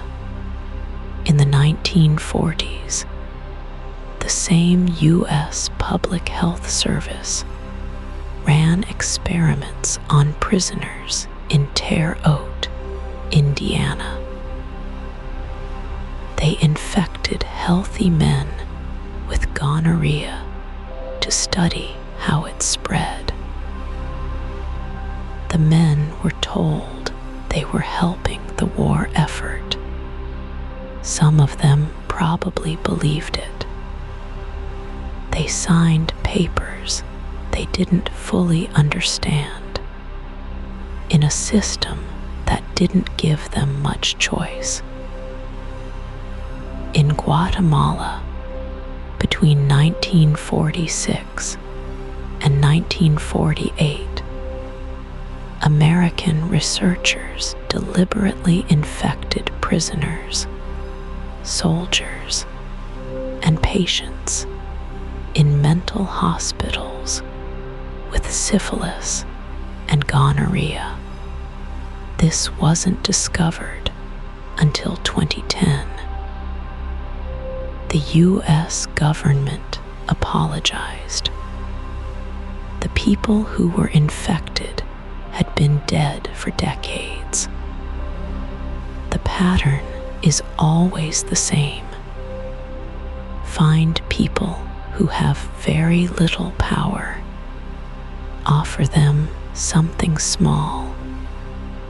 Tell them it's for their benefit. Write it all down in careful scientific language, and then file it away and hope nobody looks too closely. The children left behind in Macon County grew up in houses shaped by that silence. Some of them knew their fathers had been part of a government study. Most of them didn't know what the study really was. They just knew their fathers had been sick.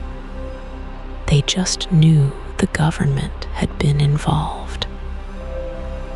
They carried that knowledge like a stone in the pocket, heavy, always there, never explained.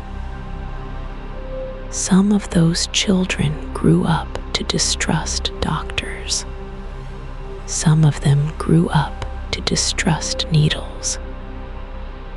Some of them grew up to tell their own children, "Be careful what you sign. Be careful who says they want to help you. warning passed down through generations like a folk song, quiet, persistent, carried in the body even when the words were forgotten. And it wasn't just Tuskegee. There were radiation experiments in the 1940s and 50s where poor patients were injected with plutonium without their knowledge. There were studies on orphaned children, studies on people in psychiatric wards, studies on soldiers who were told the tests were routine. The Tuskegee study is the name we remember, but it was never the only one. What made Tuskegee different was how long it ran. 40 years.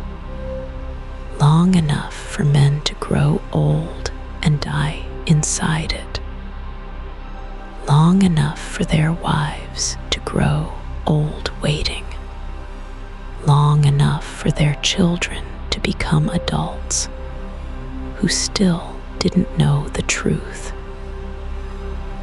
The widows of Macon County didn't get a press conference. They didn't get a senator standing at a podium saying their names. They got a letter, eventually, from a lawyer. They got a form to fill out. They got a number assigned to their grief. Some of them were still alive in 1972 when the story broke. Some of them sat in small living rooms and watched the news and finally understood what had happened to the man they had loved. That moment, that quiet, terrible moment of understanding, happened in kitchens and front porches all across Macon County. No cameras caught it. No reporter wrote it down. But it happened. And the women who lived through it carried it for the rest of their lives. The way you carry something you can never quite put down.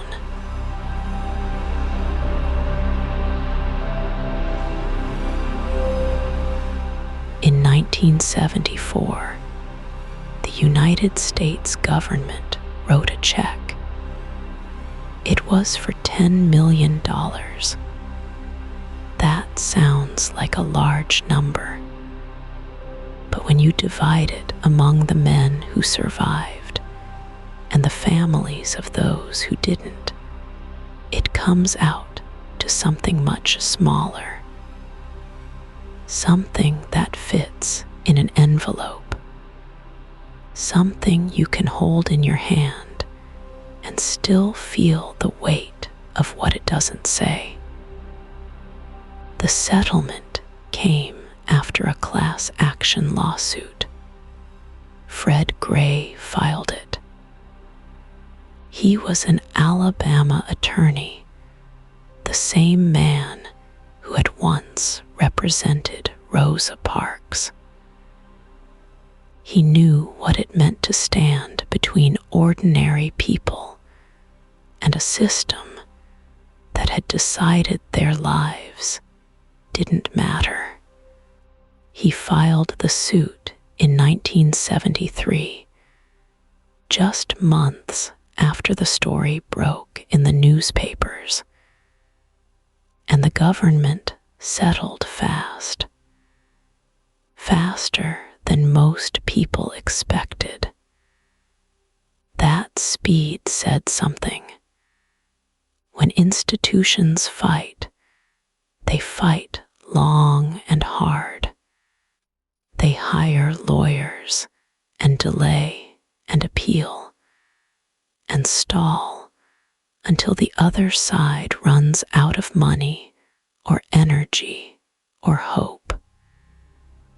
But the government didn't do that here.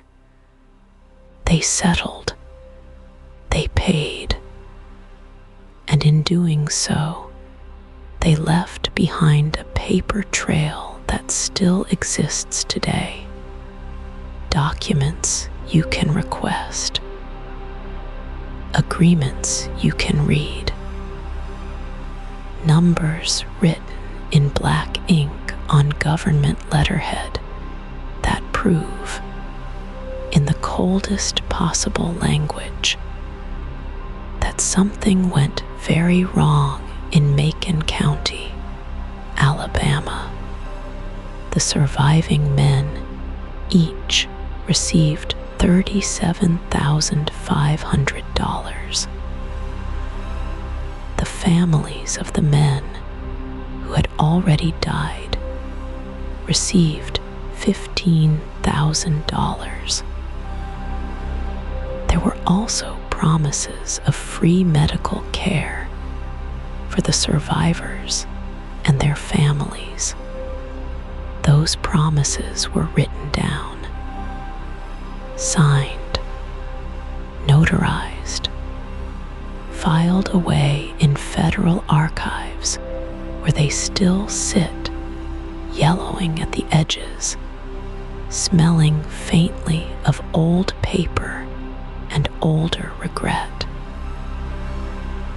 Eunice Rivers Laurie, the nurse who had kept those records for decades, she was named in the settlement documents too. Her name appears in the paperwork like a thread you keep pulling on. She had been the human face of the study for 40 years. She drove the men to appointments.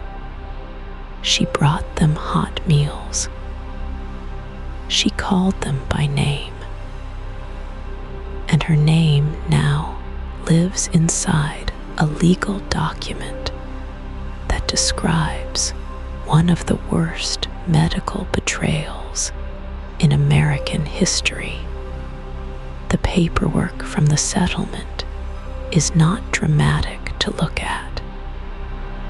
It's typed on plain white pages. The margins are clean.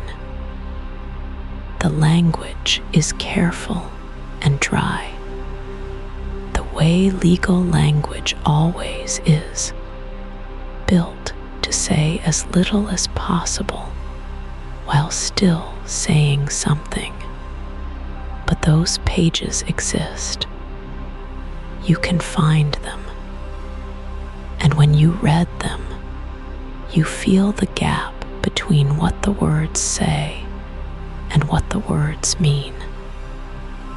There are photographs too, black and white images taken during the study years. Some show the men sitting in examination rooms, their expressions calm, even trusting.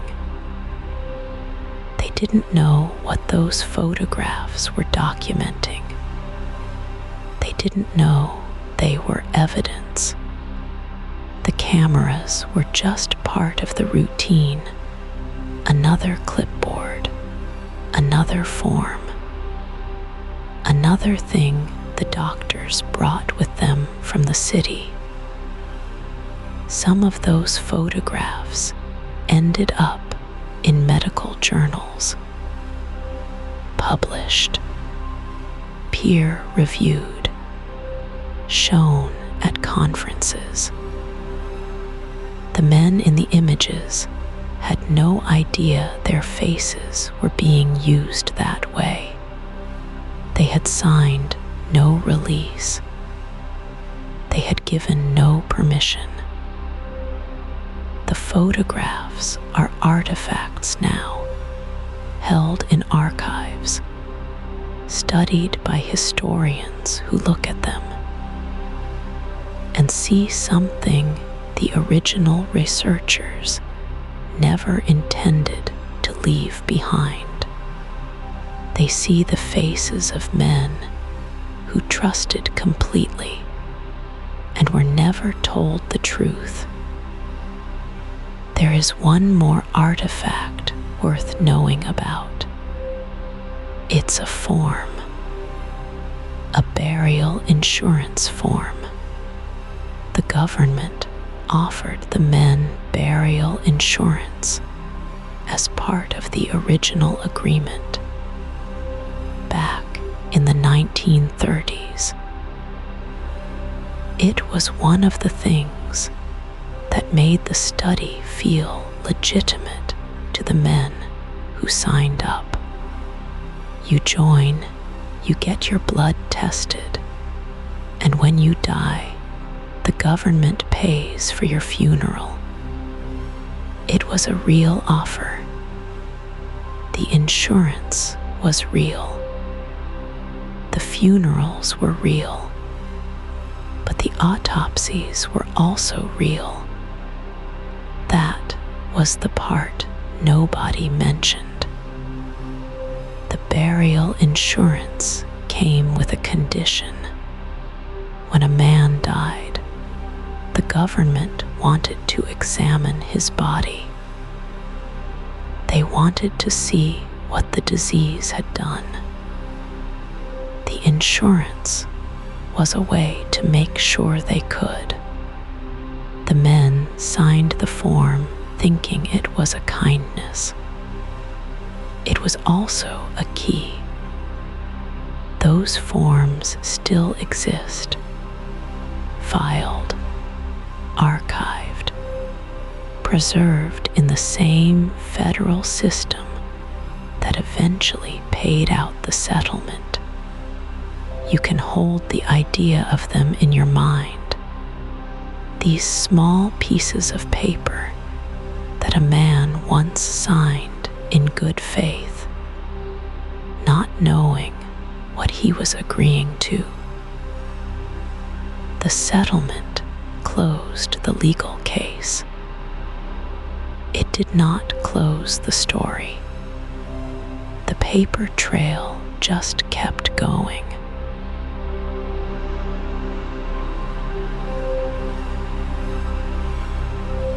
Some stories don't stay in history books.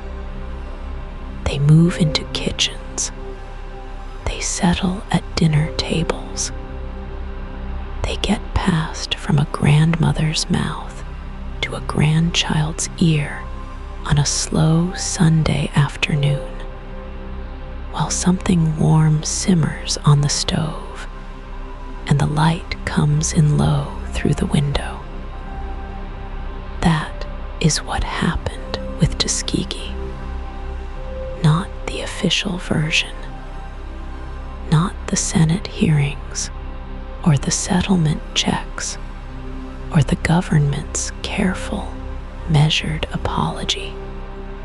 The version that survived was the one people carried in their bodies, the one that lived in the way a mother grabbed her son's arm when a nurse reached for a needle, the way a father went quiet when a doctor used words like study or program or we'd like to monitor you. That quiet said everything.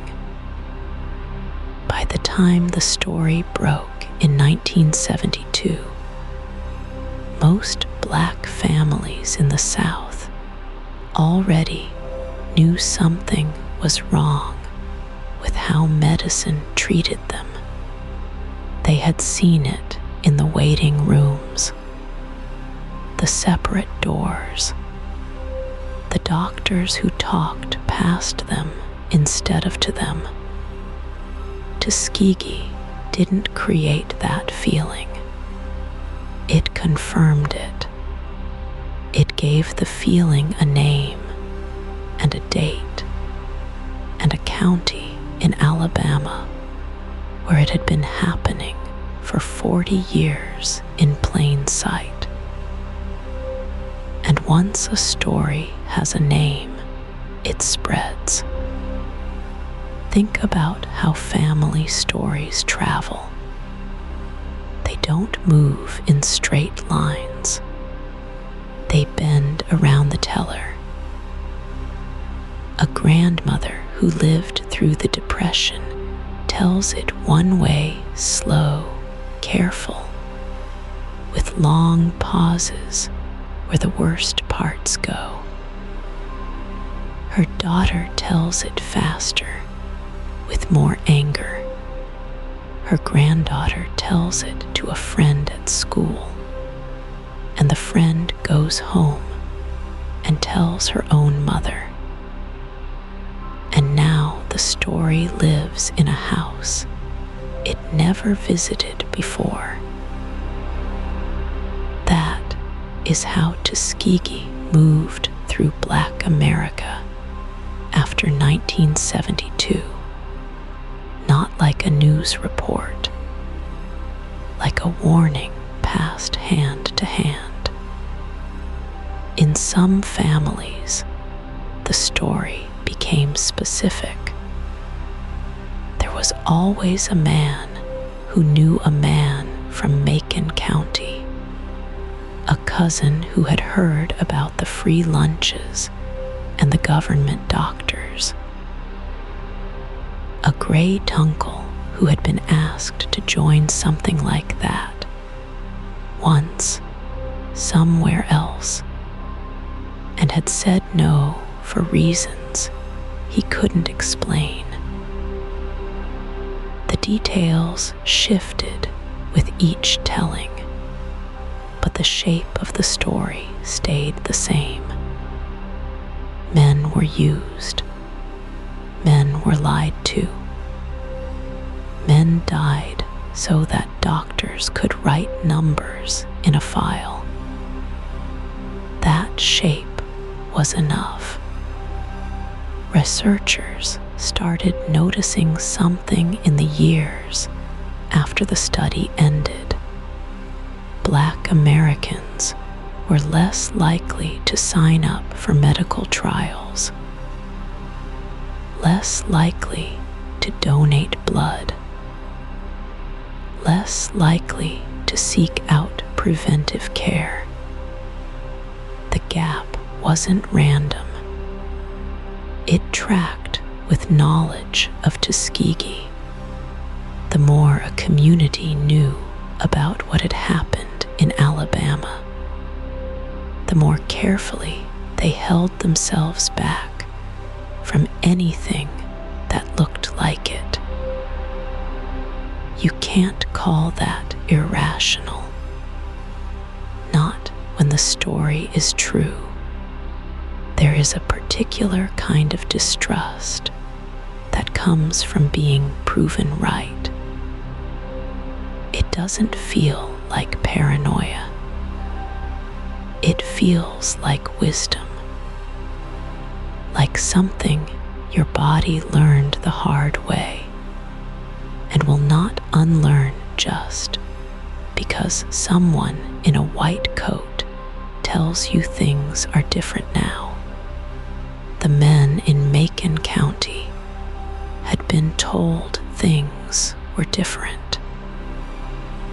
They had been told they were being helped. They had been told the government cared about them. They died of a disease that had a cure. So, when a nurse in a clinic in Chicago in 1985 reached for a syringe, and the older woman in the chair went stiff and looked away, that was Tuskegee in the room. When a young man in Atlanta in 1990, one refused an HIV test because he didn't trust what they'd do with the results. That was Tuskegee in the room. The study had ended. The men were gone, but the lesson they left behind was still being learned by people who had never set foot in Alabama. Some of those people had never even heard the word Tuskegee. They just knew, the way you know things that have been handed down without explanation, that certain doors are not safe to walk through. That certain offers come with a cost you won't understand until it's too late. That knowledge has a weight to it. You can feel it in the way some families talk about doctors. Not with hatred, not even with anger exactly, with a careful, measured distance. The kind of distance you keep from something that has burned you before. The fire was out. The house was cold. But nobody forgot what it felt like to stand too close. And in kitchens and living rooms and at long holiday tables, the story kept moving. Quiet, steady, true.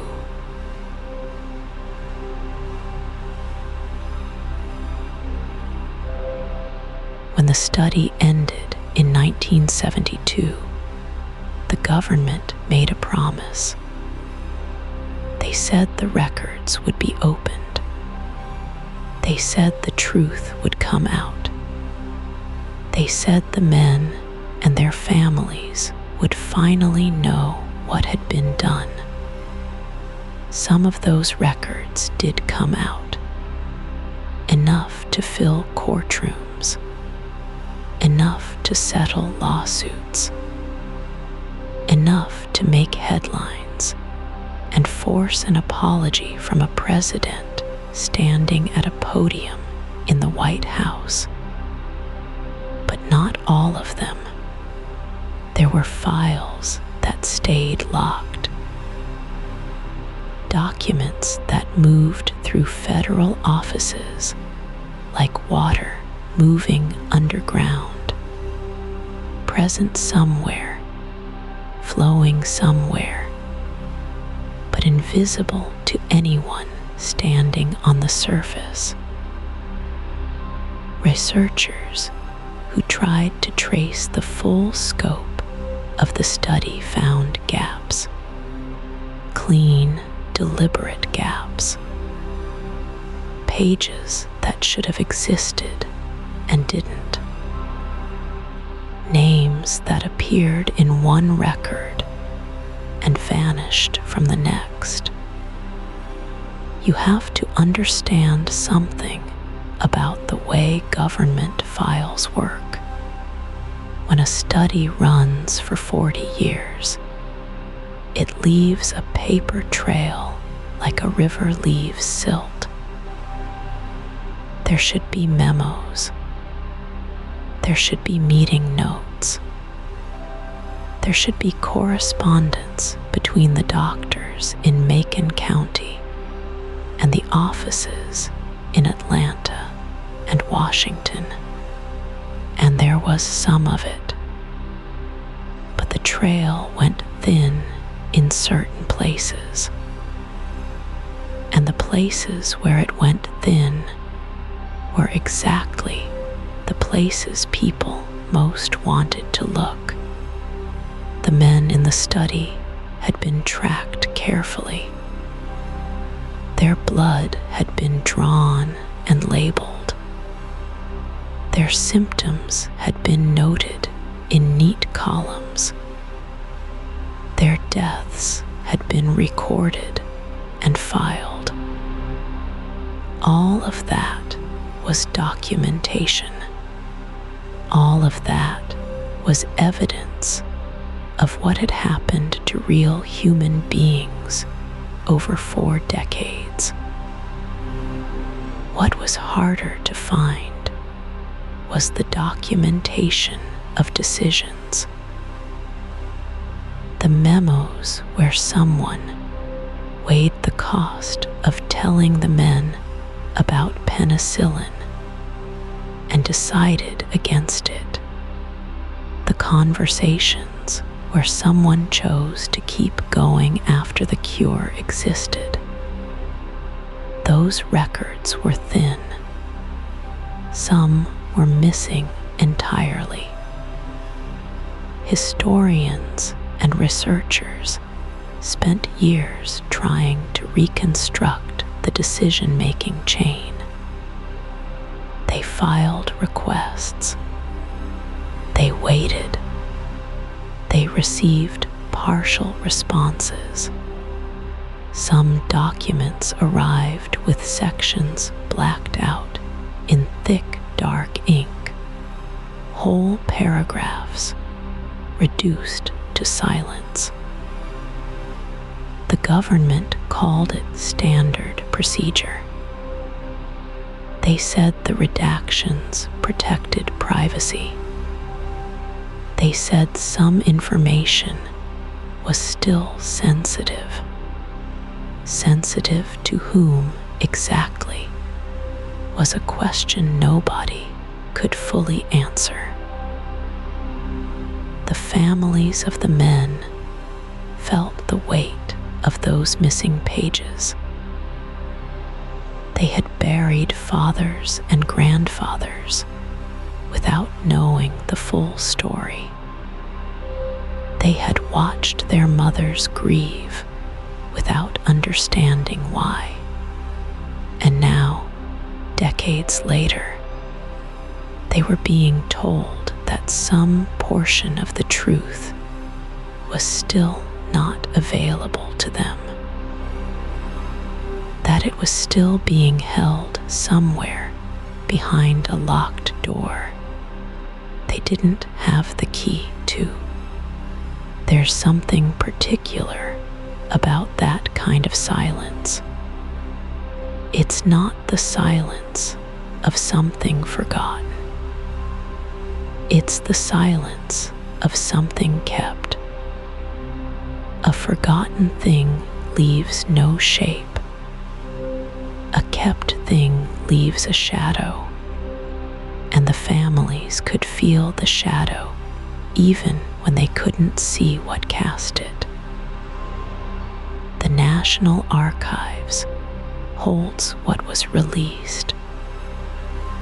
Boxes of folders, photographs of the men, some of them smiling, taken in the early years before the weight of what was happening settled onto them. Medical charts with handwriting that loops and slants across yellowed paper. Letters from nurses and doctors written in the careful language of people who knew they were creating a record. Those boxes are real. You can go and look at them. You can hold the folders and feel the age of the paper under your fingers, dry and faintly brittle, like the wing of something pressed flat a long time ago. But the gaps are real too. The researchers who spent careers on this story will tell you that. The gaps are not imagined. They are not conspiracy. They are simply the places where the record stops and doesn't start again. What happened in those gaps is something people have argued about for 50 years. Some say the missing documents would show nothing new. Some say they would change everything. The truth is probably somewhere quieter than either of those. The truth is probably that the missing files would show ordinary people making ordinary choices to protect themselves and their institutions. Nothing dramatic, nothing cinematic, just the slow, careful work of covering a wound before anyone could photograph it. That's the hardest kind of truth to sit with. Not a villain in a dark room, not a grand conspiracy with a name, just people in offices with pens deciding what the rest of us were allowed to know. The files they didn't release are still out there somewhere, in a building, in a box, in a system that processes requests and returns partial answers.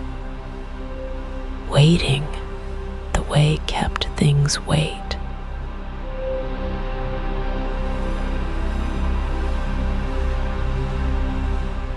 Macon County gets quiet after dark.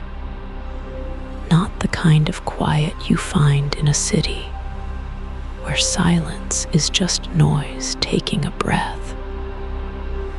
This is a deeper quiet, a settled quiet, the kind that has been here for a long, long time and knows it isn't going anywhere. Stand outside on a warm Alabama night, and you feel it right away.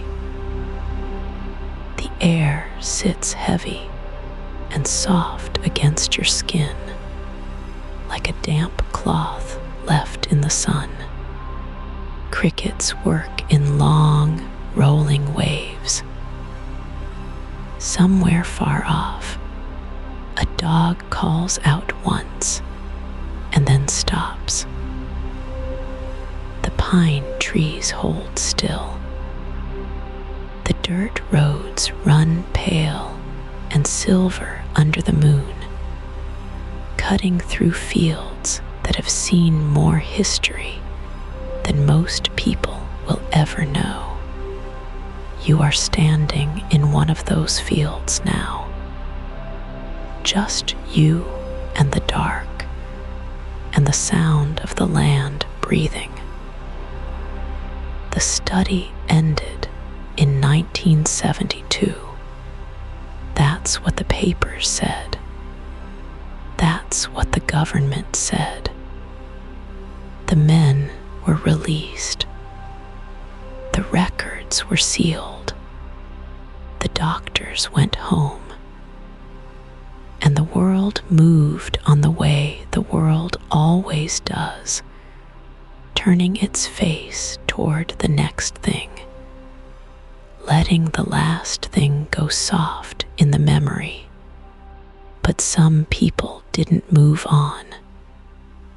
There were researchers, quiet ones, who kept watching, not in the loud way, not with press conferences or angry letters. They watched the way a person watches a wound that was supposed to heal, but hasn't quite closed. They pulled the old files. They read the numbers. They followed the men who were still living, tracked the ones who had died, and wrote down what they found in careful, patient language that almost hid how troubled they were. They found things the official ending didn't account for. The damage from the study didn't stop when the study stopped. Syphilis had moved through families. Wives had been infected. Children had been born into bodies already carrying something their fathers never knew they had.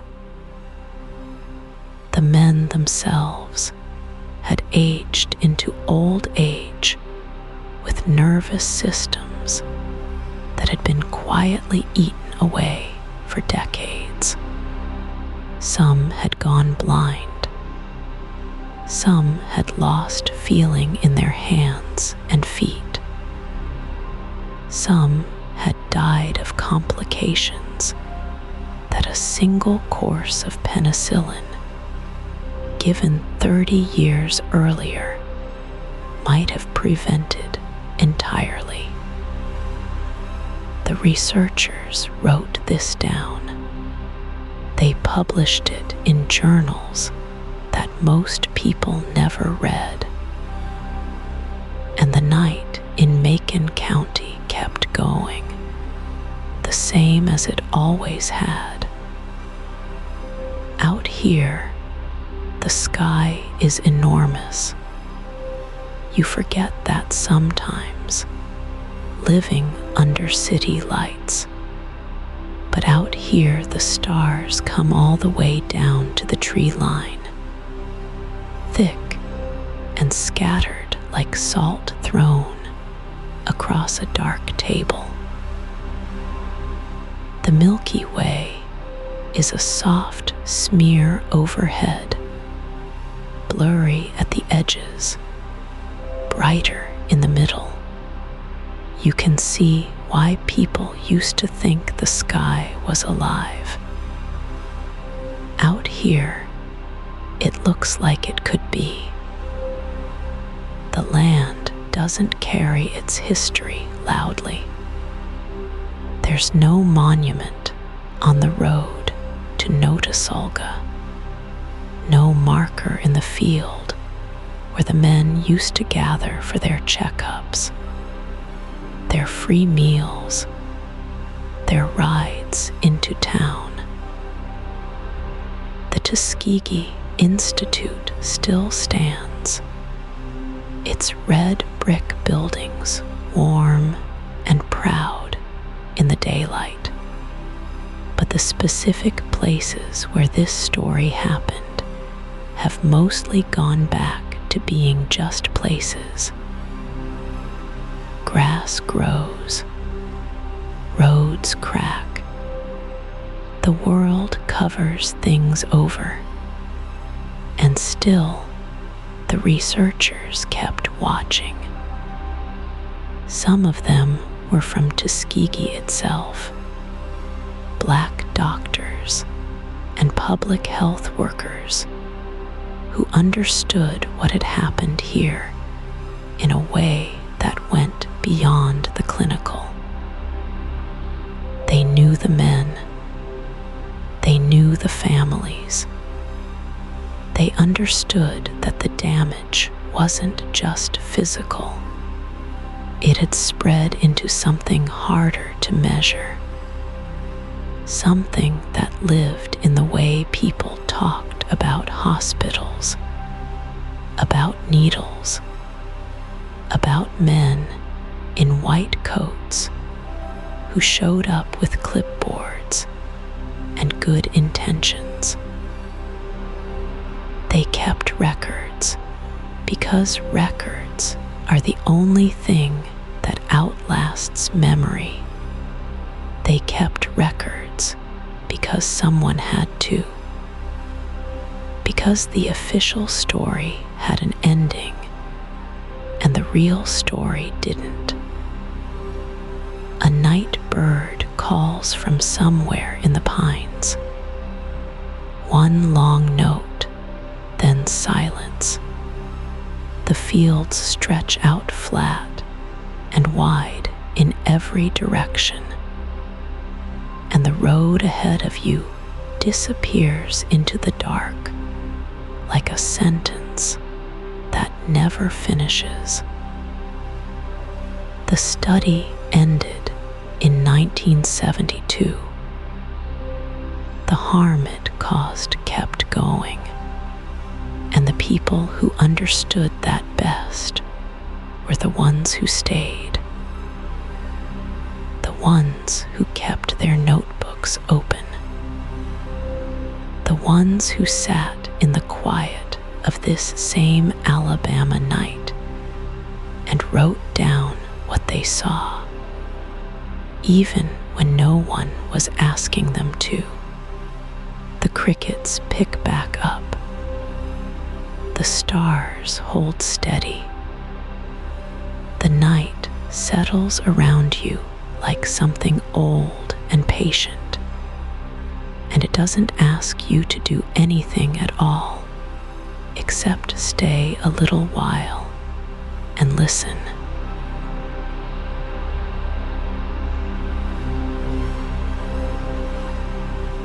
Macon County didn't heal the way wounds are supposed to heal. It didn't close over clean and leave a scar you could point to. It stayed open, not bleeding exactly, more like a bruise that never fully faded, sitting just beneath the surface of everything the county tried to build after 1972. The clinics felt it first. When the study ended and the cameras went away and the government men packed their files into cars and drove north, the health infrastructure of Macon County was in rough shape. The county was poor. It had always been poor. The roads were red clay and crumbling asphalt. The nearest hospital was a long drive from most of the small farms and sharecropper houses scattered across the county. And the people who lived there had just watched their fathers and grandfathers and uncles used like laboratory animals by the very institutions that were supposed to protect them. So when new clinics opened, when new doctors came with new clipboards and new smiles, the community looked at them the way you look at a door that burned you once. You don't stop using doors, but you never quite touch one the same way again. The nurses who worked those clinics in the years after 1972 talk about it plainly. They say patients would come in, sit down, and then go quiet when a needle appeared, not afraid exactly, quiet in a different way, measuring, calculating something behind their eyes that had nothing to do with the shot itself. It was the math of trust, and the numbers didn't add up the way they used to. Tuskegee, the town, is a small place. It sits in the low green hills of Alabama, where the air in summer is thick and warm, and smells of cut grass and red earth. The streets are wide and mostly quiet. The Tuskegee Institute, now Tuskegee University, rises at the edge of town like a promise someone made a long time ago and mostly kept. The buildings are old brick, the color of dried autumn leaves, shaded by trees that have been there longer than anyone alive can remember. The town carries both things at once. It carries the legacy of Booker T, Washington and George Washington Carver, men who built something extraordinary from almost nothing. And it carries the weight of the study.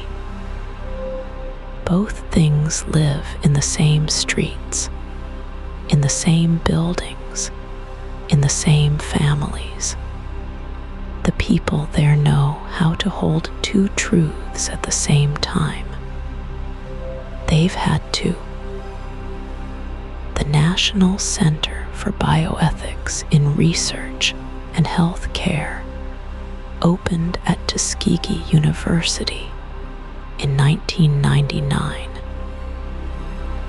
It sits on the campus like a quiet answer to a loud question. Its mission is to make sure what happened in Macon County never gets to happen again anywhere. Researchers come from across the country. Students come to study the ethics of medicine, the obligations of science, the line between research and harm. The center turned the wound into a school. That matters. That is not a small thing.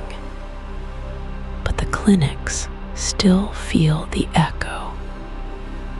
Studies done in the decades after the study ended showed something consistent and measurable. Black Americans, especially in the South, were less likely to participate in medical research, less likely to seek preventive care, less likely to trust a doctor they didn't already know personally. The numbers were clear. The cause wasn't hard to find. Some public health researchers call it the Tuskegee effect. It has its own name now, like a weather pattern or a geological feature, something that shapes the environment around it without anyone having to explain why. HIV hit Black communities hard in the 1980s and 1990s. Researchers noticed that distrust of the medical system made outreach harder. People who might have sought testing didn't. People who might have enrolled in treatment programs hesitated.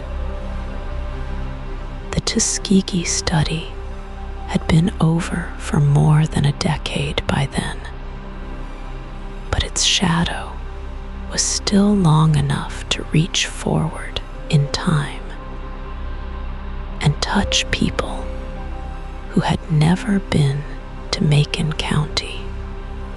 That is the shape of the legacy. It isn't just a town or a courthouse or a plaque on a wall. It's a hesitation, a half-second pause before someone rolls up their sleeve, a question that lives behind the eyes of a patient in a clinic in Birmingham or Memphis or Detroit. A patient who may never have heard the specific story, but but who carries the weight of it anyway. Passed down through family and community, the way all important truths get passed down, not in textbooks, in kitchens, at dinner tables, in the quiet warnings that parents give their children when they think the world isn't listening.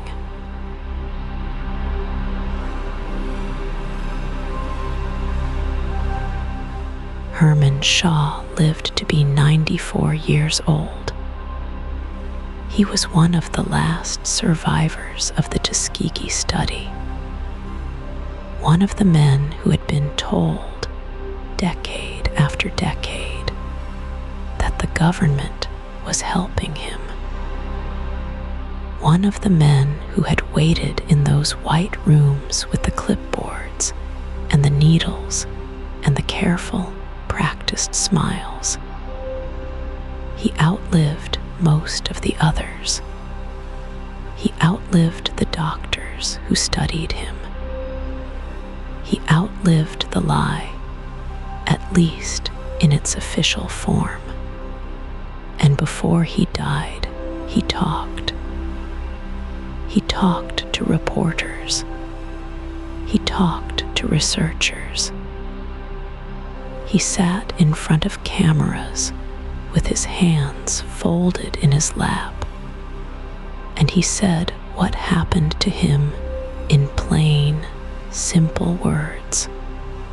He did not shout. He did not weep, at least not where you could see it. He spoke the way a man speaks when he has been carrying something heavy for a very long time and has finally decided to set it down. He said he felt used. He said the government had treated him and the other men like they were less than human. He said he forgave them because that was the kind of man he was. But he said forgiveness was not the same as forgetting. That distinction mattered. It still does.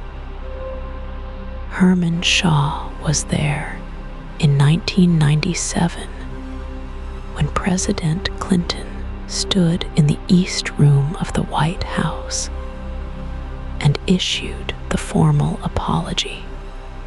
Shaw sat in the front row. He was in his late 80s by then, small and still, wearing a dark suit.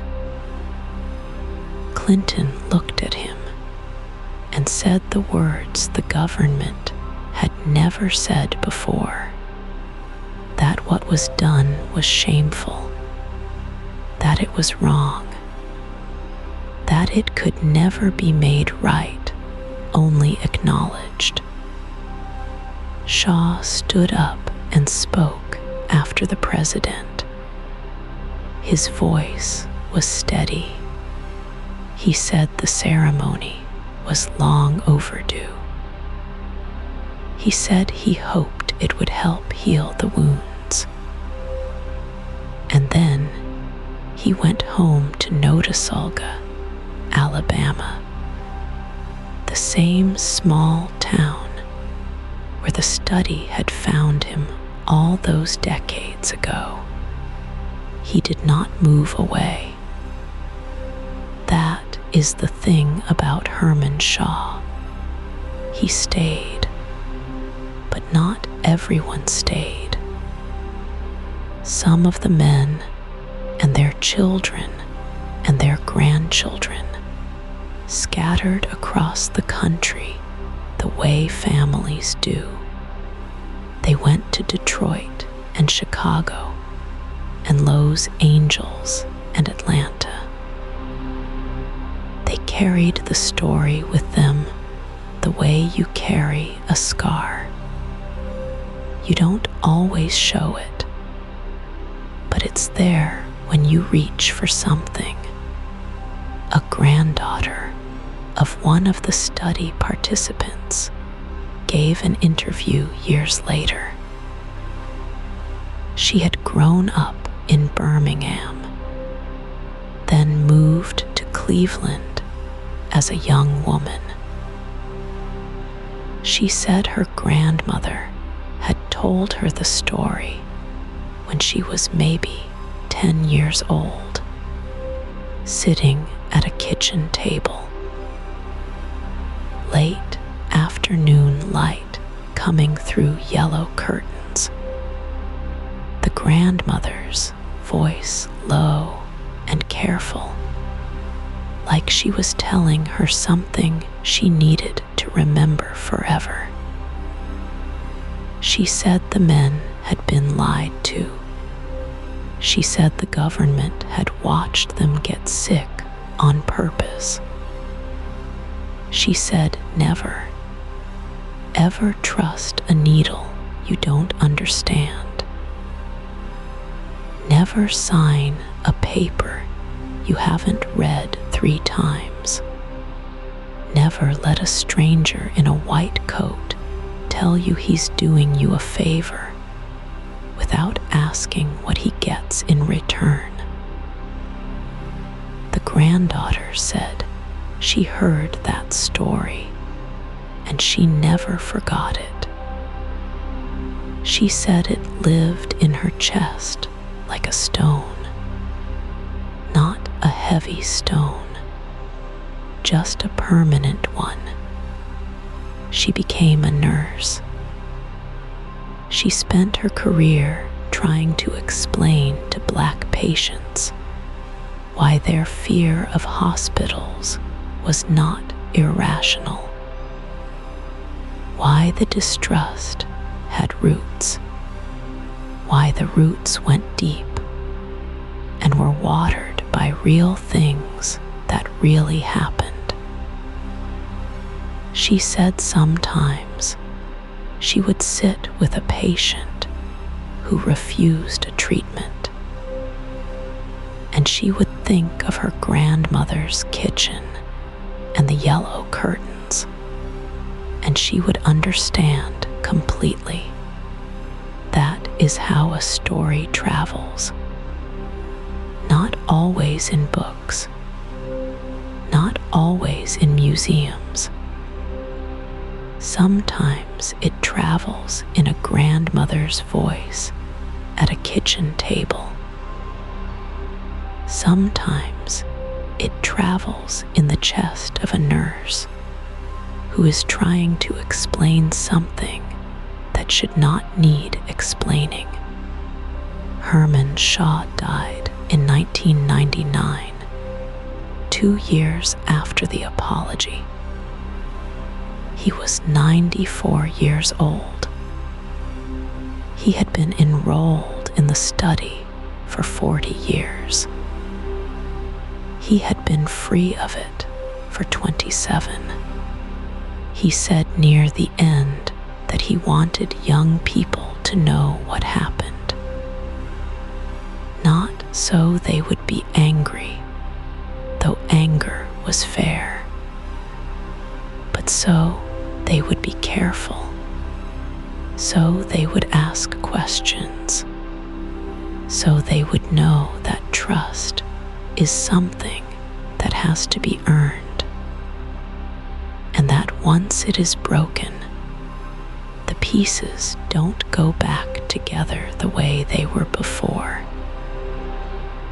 He knew that better than most people ever will.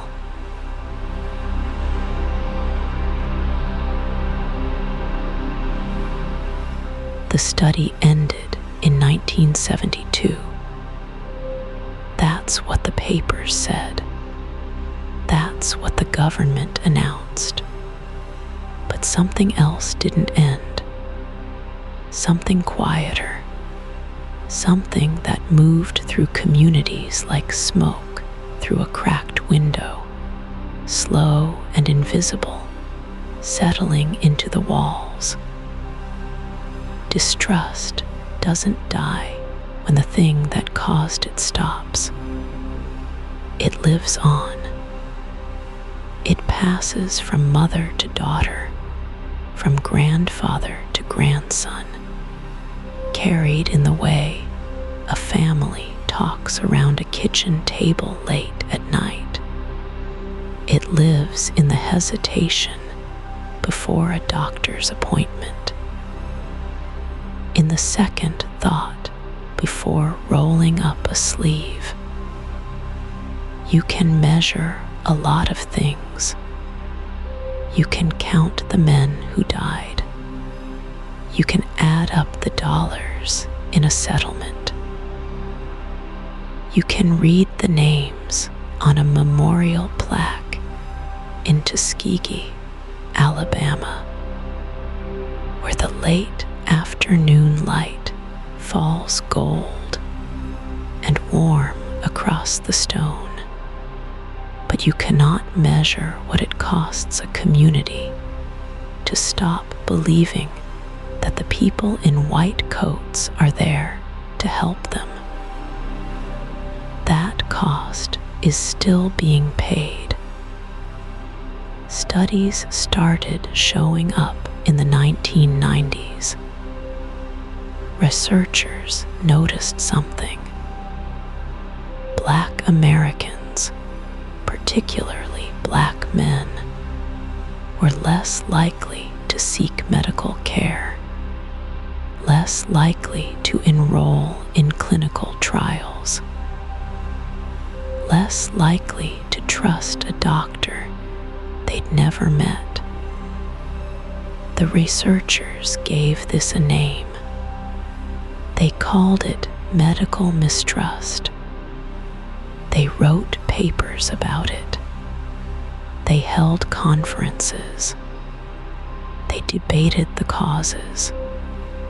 But the people living it didn't need a conference.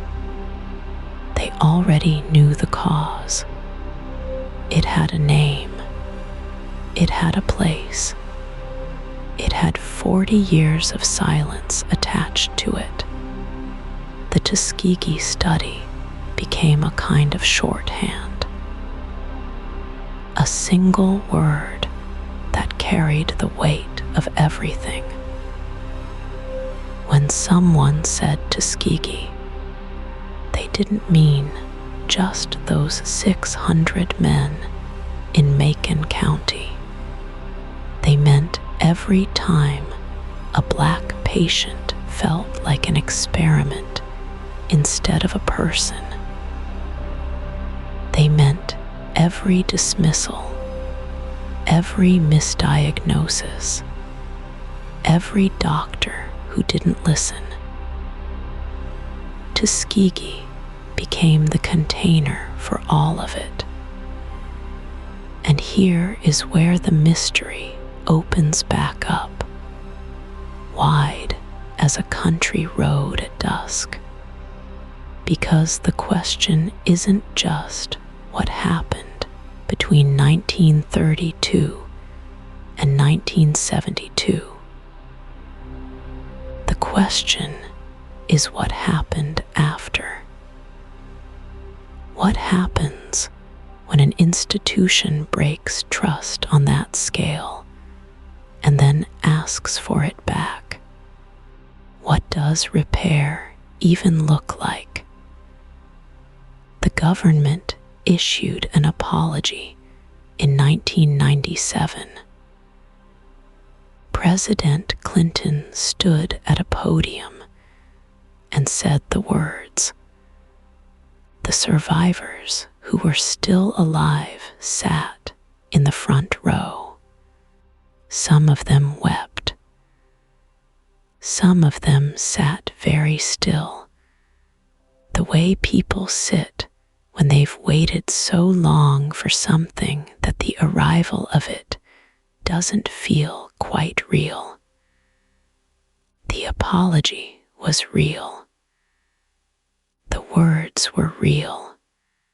But an apology doesn't reach into the body of a man in Birmingham who won't go get his blood pressure checked because his grandmother told him what they did down in Tuskegee. It doesn't reach the woman in Atlanta who skipped her mammogram, who told herself she'd go next year, who is still telling herself that. Researchers have tried to trace this. They've tried to draw a line between the study and the health outcomes of Black Americans in the decades that followed.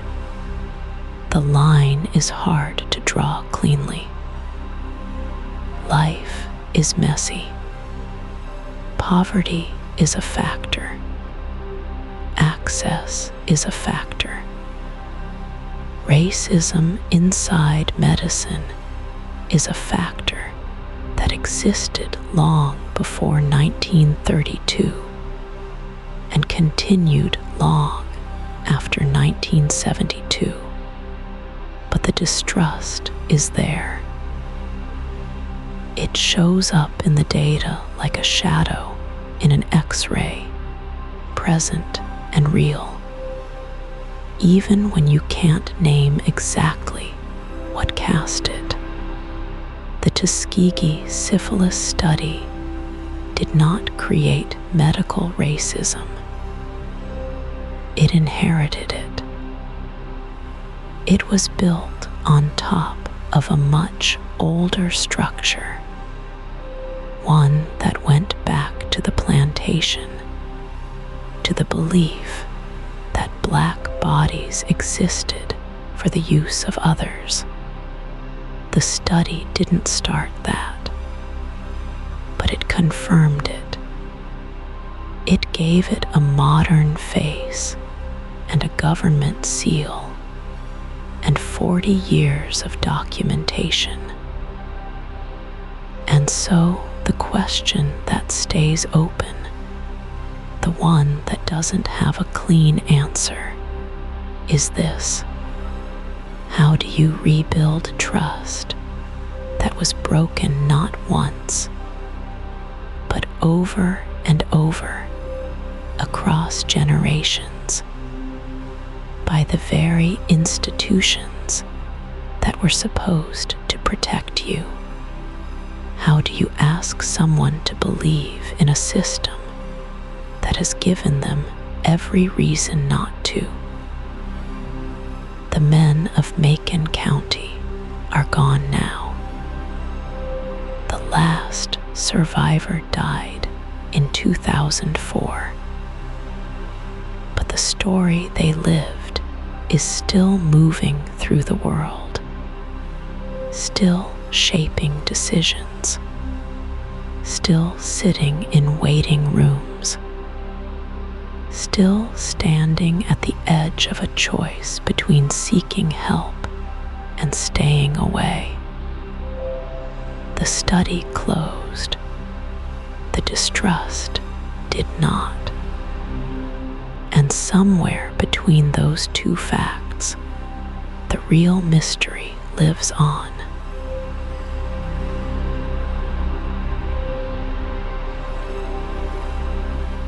Some stories end. You close the book. You blow out the candle. The dark settles in, and that's that. This one doesn't work that way. The Tuskegee study officially ended in 1972. That's what the paper said. That's what the government announced.